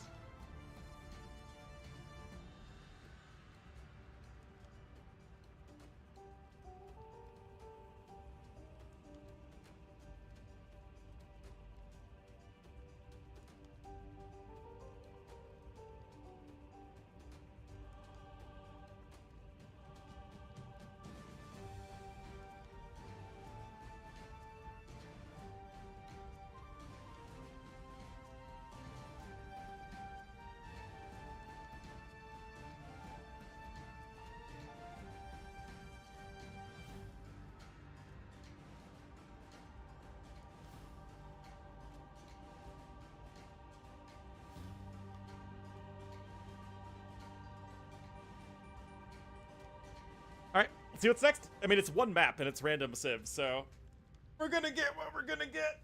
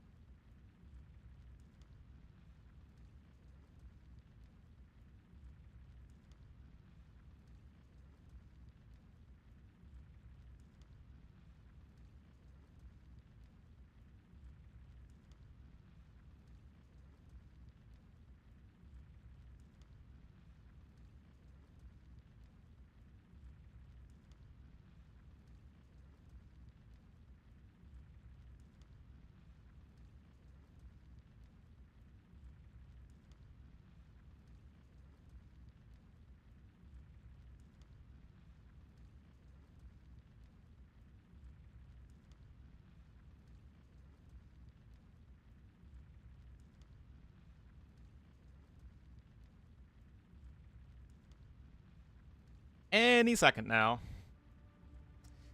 The last event? Oh yeah, it is the other one. I guess we can minimize it.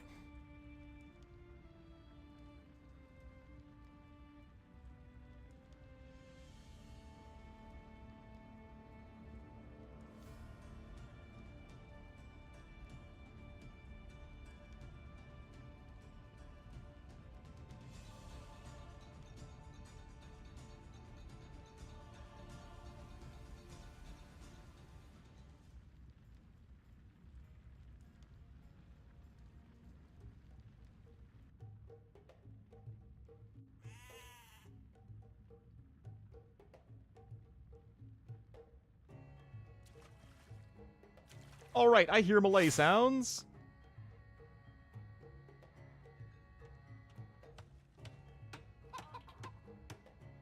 Oh, look at this. Again, it's another interesting looking map. Nomad start. They're pretty close to each other, as in very close to each other. Vinch is going to be in the green as... the green. I know my colors. In the purple as the Malay to the west, and just a little bit to the northwest in the yellow as the Mongols this time. It will be Tato. Holy oysters, Batman. Also, this looks a lot like the Caspian Sea. This is Baku right here.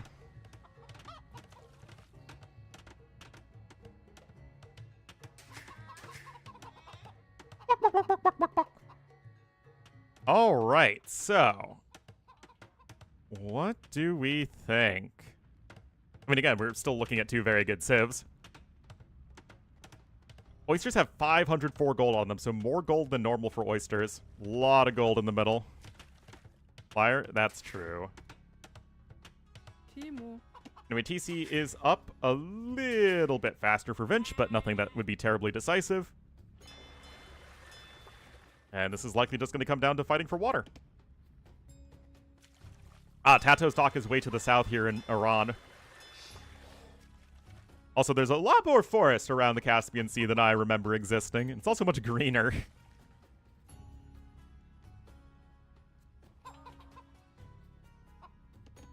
Also, more pandas.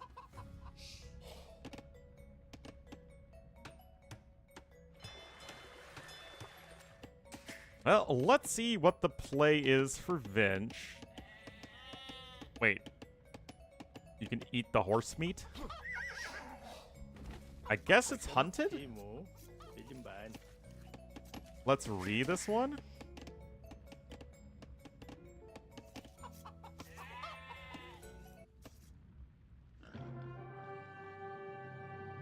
Why?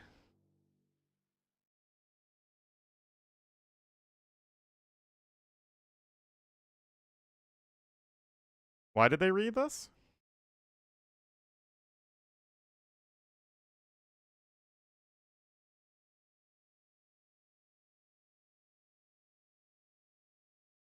I don't get it.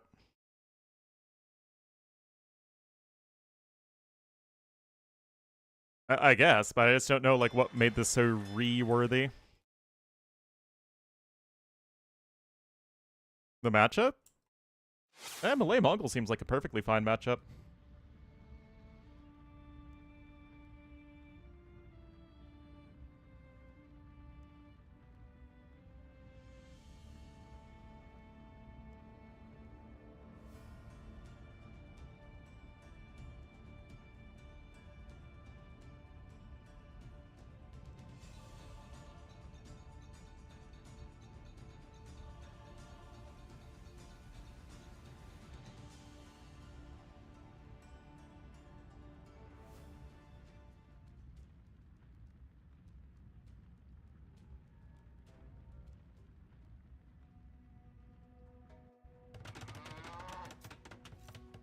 All right, Armenian sounds. Okay, so Vinch is going to be in the purple here as the Armenians to the northwest of the map. And to the east in the yellow as the Tatars. It will be Tato. So no fish on this one. This just looks like a land map. Goofy looking land map, but a land map nonetheless. A lot of gold here. Look at the overall resources. It is around like 50% more gold and like double the stone compared to a normal map. And you start with the trade cart, which did get buffed, by the way. The trade cart starts got buffed because they made trade carts move faster without caravan, and then make caravan weaker. OP. I'm here for the trade cart buff.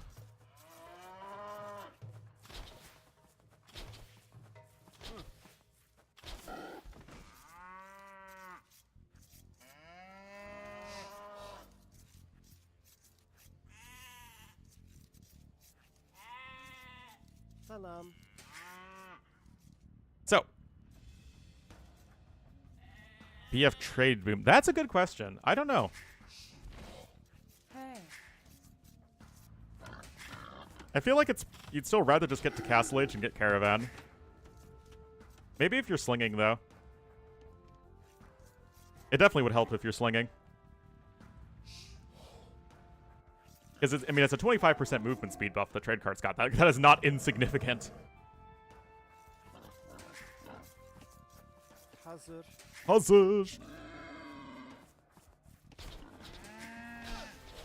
As far as the Civ matchup goes between Tatars and Armenians, I mean, Armenians have a better eco, better aggressive capabilities.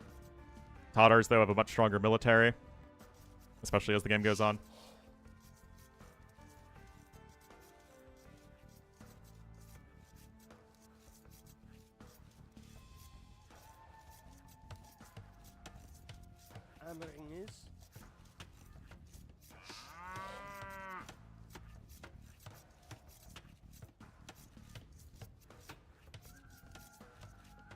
So, militia are on their way.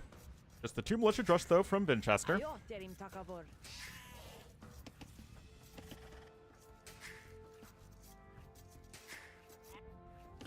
Und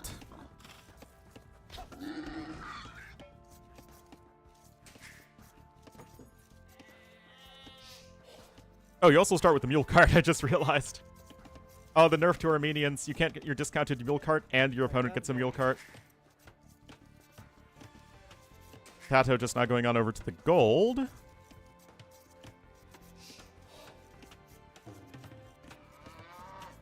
Would it be a scarier drush? I guess the spearman is faster.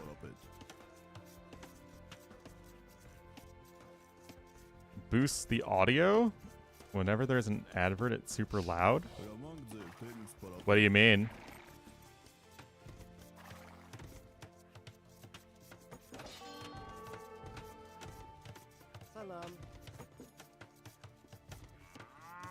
I don't think anyone's had issues with my audio. Alright, Tato gonna click up. Quick walls are good, and the Bills might even try and take it to the militia. Oh, the trade cart! Anyway, don't see any Bills dying over here. Not the Greek army tent! With the snake shield.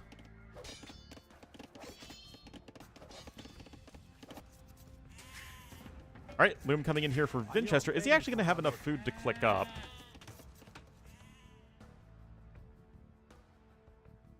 An advert audio? Yeah, that sounds like an advertising thing, and I don't really control the ads. I am not the master of ads, unfortunately.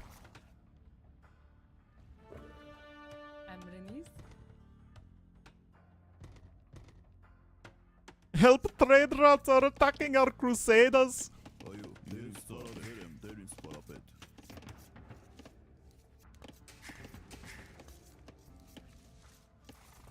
Well, oh, Mule Cart kind of wandered away needlessly. That's a little bit messy there for Winchester. Bit unfortunate.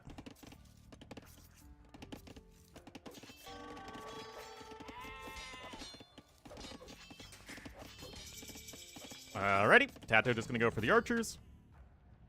All good in the hood. Minimal idle TC time for each player. Resources collected are even.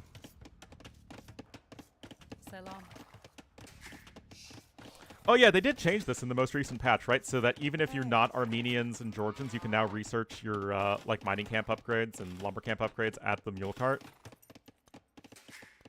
Yeah, because that wasn't a thing before. So archers are coming in. It's not like Winchester is going to bother, though, with getting men-at-arms. He's just going to drop his own archery range. So much freaking gold in your base, man.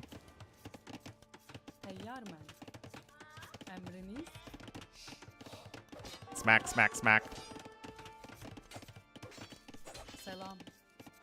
Yeah, the Drush really hasn't been very impressive.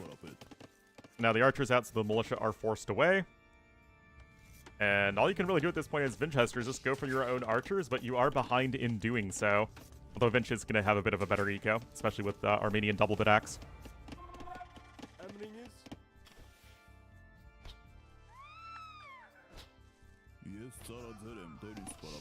A kill there.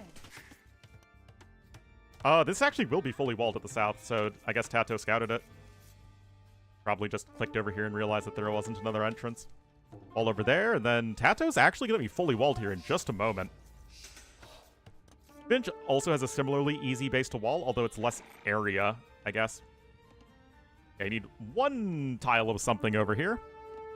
Then, like, yeah, something over here, and over here, over there. You get the idea. Map is likely going to be pretty passive, which is going to be good for Tatars, I think. Because things that Armenians like dealing with, it doesn't typically include a large blob of cav archers. It is indeed quite the menagerie.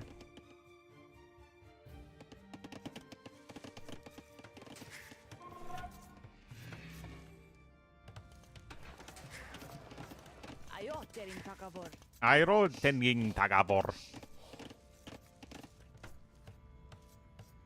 So, Vinches himself is thinking about Castle Age, not really investing too much into this.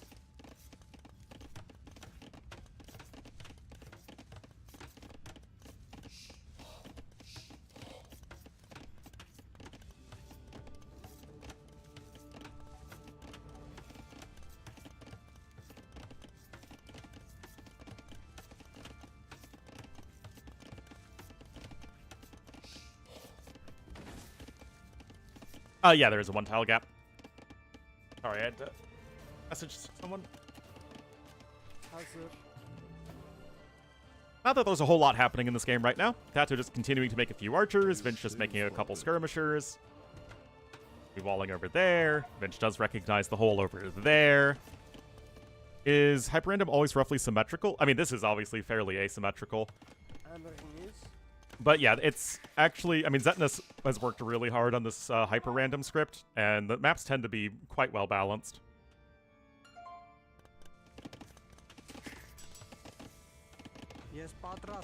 It helps when all of the resources in like a similar area are worth the same amount. So it's not like Vinchester's forage bushes have 500 food on it, but Tato's only have 200 food on it. Like, it's the same for all the forage bushes. It's the same for the gold mines around the TC. And they all have different individual values. Still, there's going to be a sizable Castle Age timing advantage for Vinchester, but what he wants to do with it is another matter. As in, I have no idea. Now we have trade camels. Market here for Tato, but he is going to be more than an entire Castle Age research time behind his opponent. Alright, there's going to be a fortified church coming in immediately. I don't know how many relics are on the map. That's obviously kind of random. 6 relics in total, plus the one you get for free as the Armenians.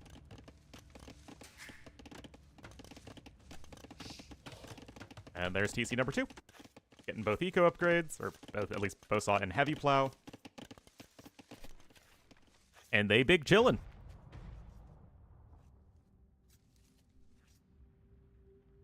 Warrior Priest going to immediately come out as you want to start picking up those relics as you can.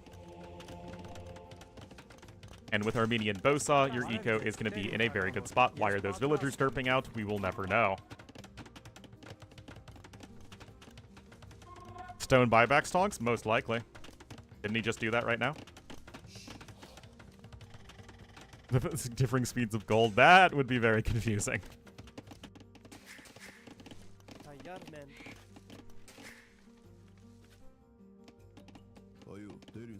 Gonna get the relic that's over there.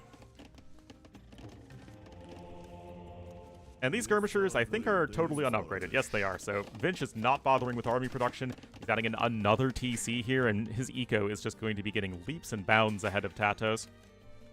Leaps and bounds, I say. And Tato has no upgrades on his own archers. And Vinchester could still easily be vulnerable to his opponent.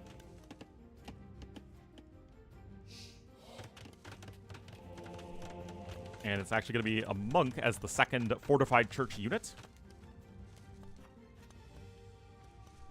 Archers are about to be here, and I mean, I guess you get free thumb ring, although archers with thumb ring and no other upgrades are not the most common sight in the universe. And a crossbow and fletching are immediately on the way, and Bosaw, so it's Fletch Bosaw, which really doesn't have the same ring to it. But yeah, Defensive Siege Workshop is immediately going to be coming in here. Are not SI units? They can if you want them to be. But yeah, Tato going for this heavy pressure is a little bit strange when he didn't rush his way up to Castle Age. Hopefully Tato realizes that he still needs to get Botkin on top of it and didn't already have fletching, because it seems like Tato did not realize that fact again. Needs to want them to be what? That doesn't even make any sense. And with Defensive Magnol coming in, Vinch seems totally fine. Tato will add at least one extra TC behind this. I think he's building an outpost, yeah. Please, Tato. That could have been worse. The Mangonel targeted the closest crossbowman, which is why only one died, but yeah, that could have been a lot worse.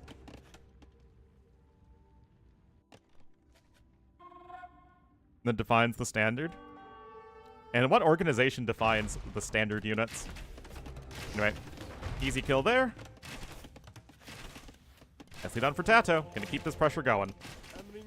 And he's not making any more crossbowmen, so it's going to be some light siege pressure, but still going to be focusing primarily on the economy behind it. That said, Vinchester is ahead in resources right now, so obviously this needs to get something done.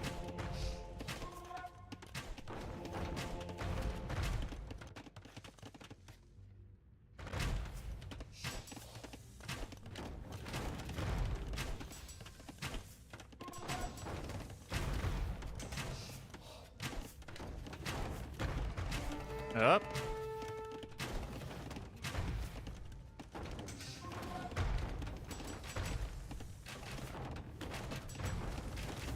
Mangonel coming in.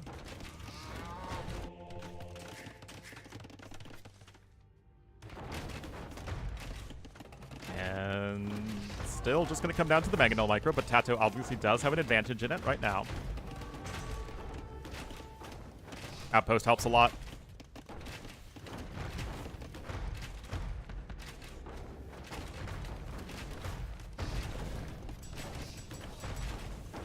Can at least learn about it. We do use the metric, though. We use it in science class. And in math.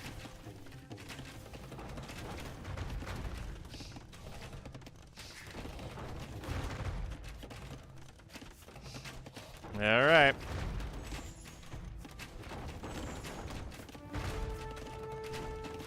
Oh, Jesus. Tato just... Oh, Vinch actually gets the kill there. Eastorm coming in for him as well.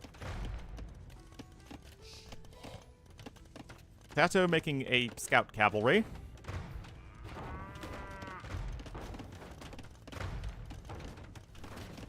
Coherent system of units. Oh, I thought that was actually going to get both. But now Vinch is turned things right round, baby. And is back with the Mangonel advantage. 63 to 54 bills. He's doing all right. In America, I mean, metric units sound significantly less free than the Imperial system. Significantly less bald eagles soaring on top of pickup trucks that are flying a giant American flag and eating a burger.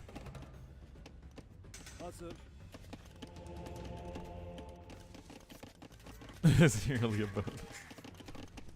Alright, some more light cav upgrades coming in. I mean, Vinch is relying on both skirmishers and monks to defend, so the light cav are going to be a good switch, but light cav are also very food intensive, and food is kind of at a premium right now for Tato, who's trying to boom on 3 TCs. Vinch is also very close to his own castle, as his eco is just so far ahead here with the Armenians, and his much faster castle age.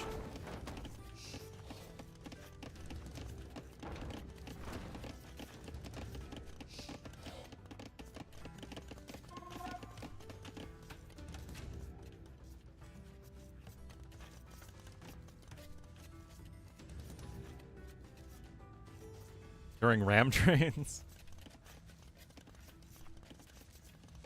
A scavenger bird? Yeah, seriously. Alright.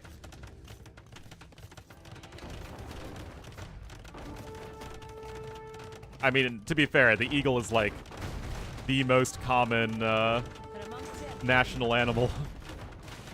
I mean, the bald eagle is obviously just specific to the United States, but in general, eagles. Eagles and lions are the boring ones.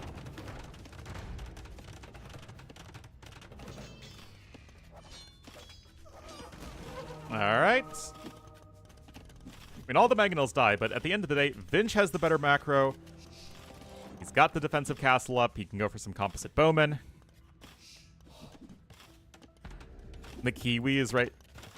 Wait, New Zealand really has an eagle as its national symbol and not a Kiwi? Is the unicorn? Yes. The unicorn is pretty great. All right, TC number 4 coming in, but Vinch is on his way up to the Imperial Age.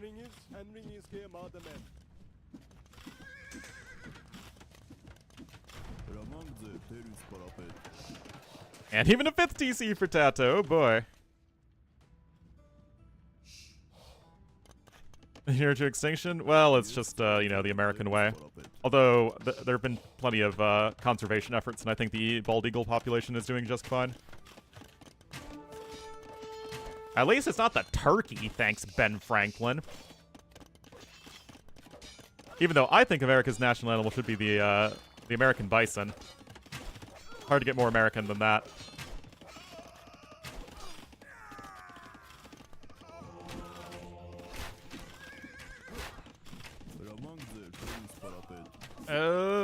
I mean, you do get some Vil kill. I mean, 8 Vil kills is not bad. Yep, France has the rooster. Sebastian versus Vivi, because that's what I was casting. I love how Armenians versus Tatars is going to turn into a skirm war. I freaking love AoE too. But I'm probably going to head off after this game anyway, so I'm not going to bother changing it.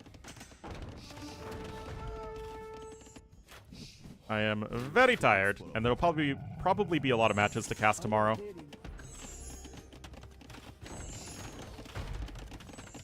Alright, even Masonry coming in. I mean, yes, Tato's on 5 TCs, but he's stuck in Castle Age. Not a Buffalo. Mid-set? Yeah, I'm basically the worst. I'm literally the German sausage of casters.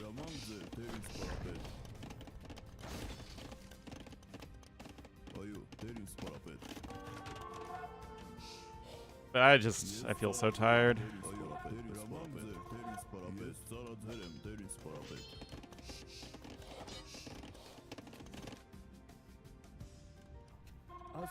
I mean, 5,000 more resources right now for Vinch, guys. He should come in with a forward castle pretty soon.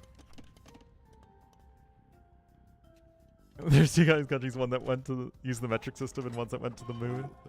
Indeed, America.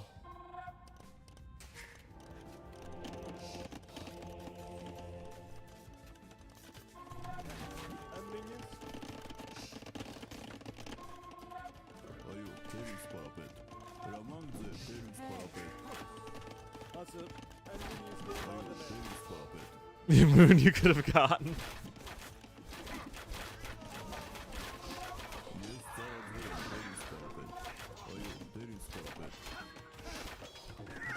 Well, Imp is on its way, but the forward castle's incoming. We're going to have Elite Composite Bowman in right now. You do need to pick up Chemistry as Vinchester, though. That's the one he's going to want to get.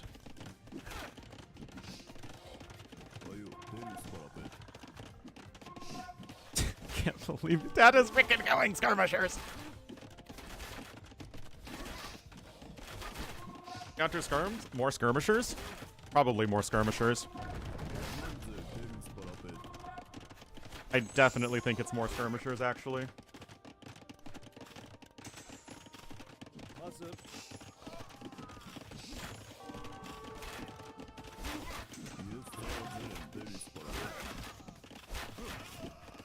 A Men at Arms. I do not know of this upgrade.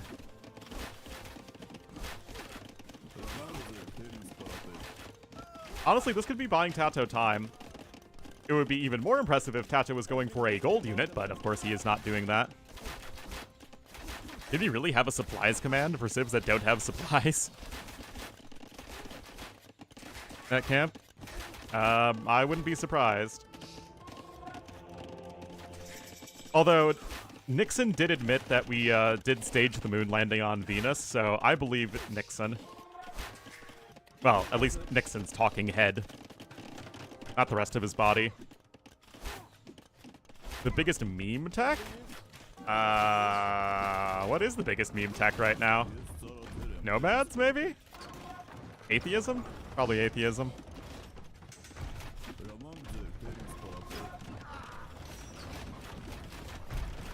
Indeed, we could be seeing some ferrets.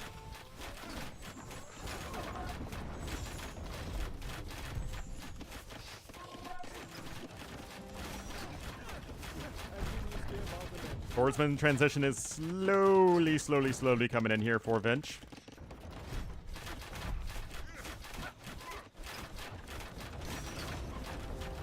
Cilician Fleet, oh boy. He's prepared for the cavalry switch that isn't happening because Tato is just making skirmishers.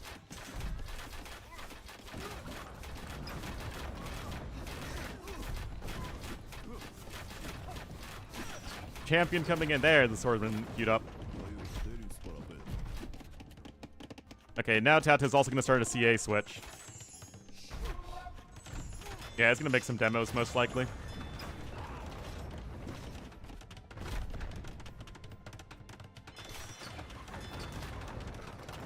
Alright, two-handed swordsmen are out here on the field. 95 HP. About to be champions. I mean, yes, you have HCA coming in, but just none of them are on the field yet. This main gold is also denied, which has so much gold on it. You are still missing some upgrades, though. You're missing +4 defense.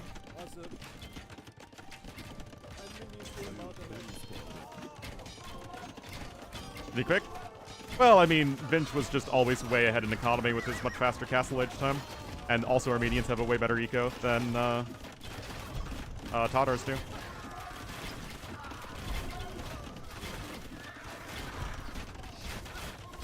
Febs are already sieging up that castle. I mean, actually, Tato is ahead in population right now. So long as he has some gold control, it's okay.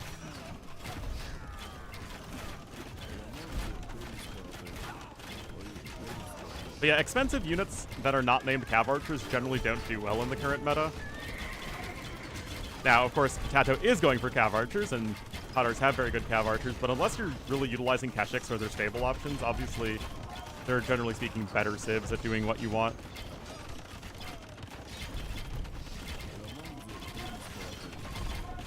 Oh, look at those lovely Keshiks. That said, the CA numbers are slowly climbing. +4 defense is a big one, though.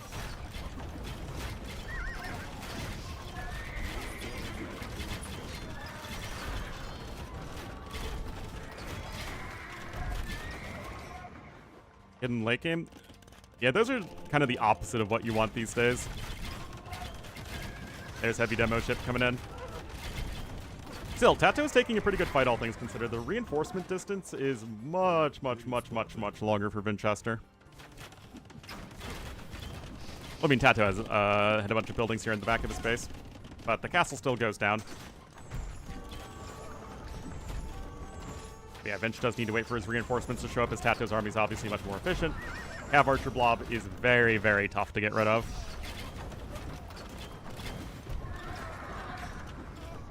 Blast Furnace is going to be nice as well. And the Ferrets return. And remember, the champions didn't have +4 defense for a while, whereas the Cav Archers had all their attack upgrades at the very least. Tato in. Ah, so he is. Unfortunately, no fortified... No, Armenians do have fortified wall. What am I talking about? Right? Pretty sure they do. Yeah. They just don't have keep.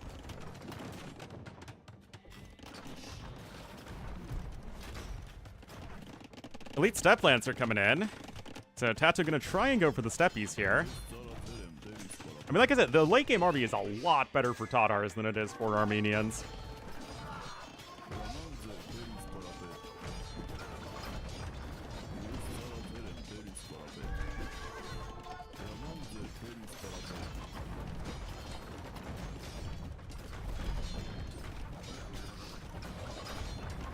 Yeah, the Keshiks are not going to be trading very well there against the almighty Ferret. Anyway, Vinch is back up to max pop. I would like to see Vinch have a little bit more of an emphasis on forward production buildings, especially when it comes to archery ranges, of which he only has 2 right now. But you do have Silk Armor, and remember, guys, it's 4/7 armor, which is just 1 melee armor short of Paladin armor. Obviously, that is quite a lot.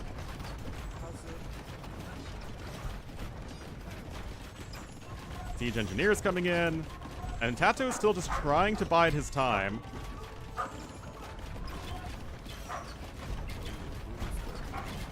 Alright, here we go. Charge! No blast furnace in yet for the cavalry units, though. Even a few comp bowmen here at the back to help out as well against the cavalry. It's still probably not good enough for Tato. Oh, they are indeed quite comical. I mean, good attempt from Tato, but he was just too far behind. Again, the only downside for Vinchester is that his reinforcement points are kind of far away, which is something that he should be rectifying with his forward villagers, but... Yep. Like USDV, oh no. Tato's out of gold, by the way. He only has one relic. He's walled in his base.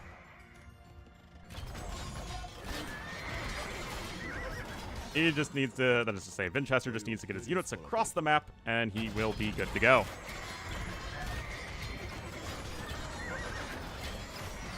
Even the war galleys help, or galleons even, help out.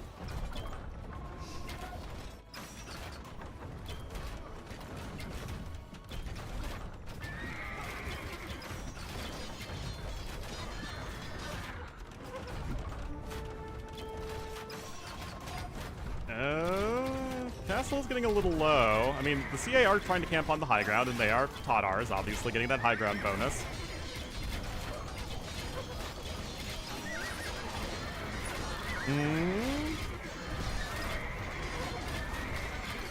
I would feel so much better for Vinchester if he just had some more forward production, man.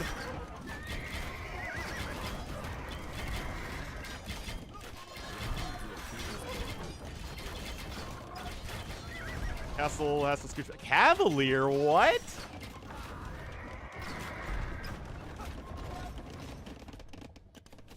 That's kind of bizarre.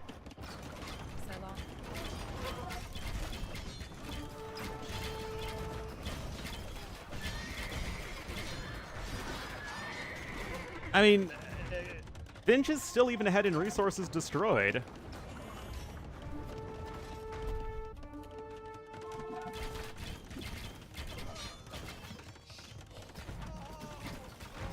I just don't know why he isn't building more production buildings forward.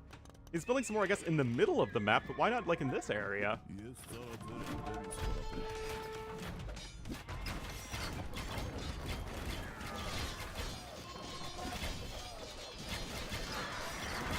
I mean, the Lycav are getting butchered by the champions.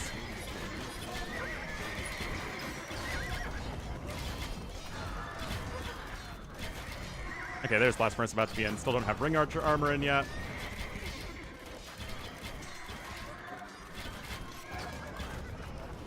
Guild's coming in for Vinch.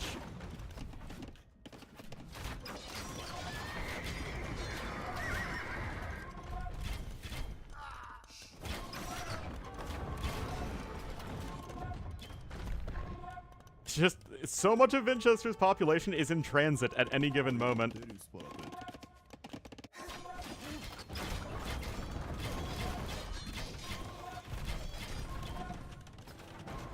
Is the map out of stone? Oh, there's still 11,000 of it left on the map. Vinch just needs to go ahead and find it and take it. Or you could go bombard towers. That's also an option. Actually, these two are probably the most surprising civs to have bombard towers. Well, I guess Tatars have all the gunpowder except for bombard cannons. They have Elite Cannon Galleon, Hand Cannoneer, and Bombard Tower. But you still don't really associate them with the gunpowder, I guess.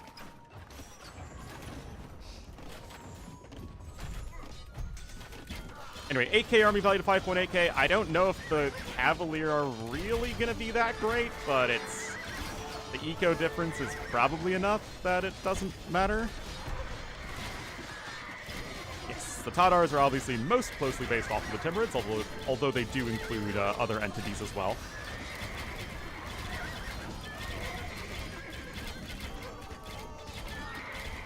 More units flooding in. Little cart, because video game logic. Pikemen now incoming. It feels like Vinch is just teching in every different direction. Finally, the forward archery ranges! Why weren't these here 15 minutes ago?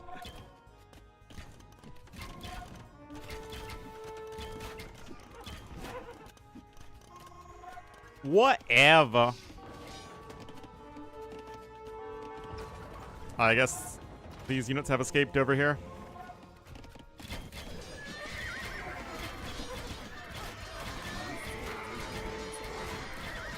I mean, yeah, Tattoo is just, he's running out of stuff, man.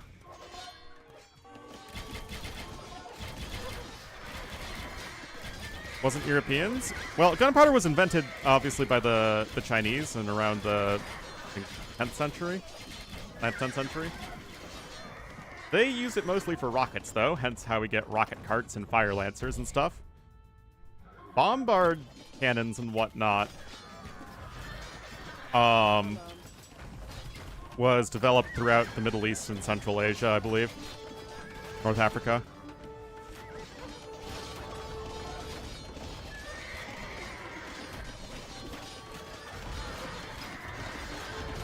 Yeah. I don't think there's, like, any one culture or empire that you could credit with, like, the actual development of cannons and whatnot.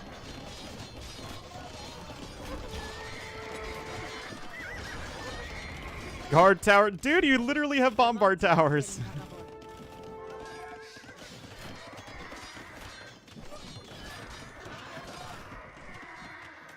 I mean, Tato's one at only 140 pop.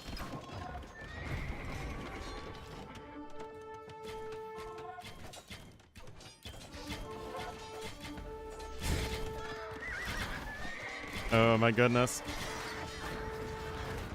Castle's getting low. Nothing left to repair with. No gold income for Tato.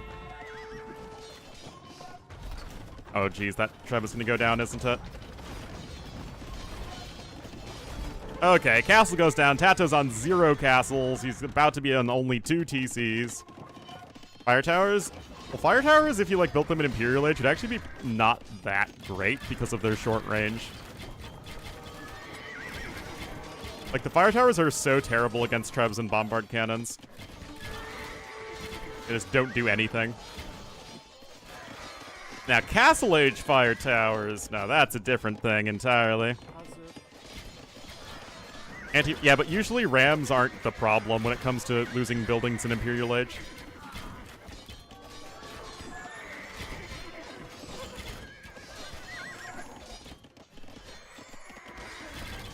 Thank goodness. Oh my lord, mercy me.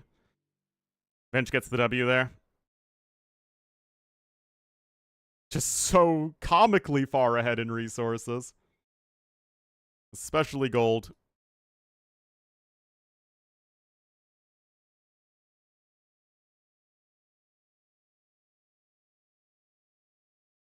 Or nightmares, but that's only because you're stuck in Castle Age. Anyway, guys, that's going to be it for me today. I'm sorry I'm heading off mid-series, but I just ran out of gas.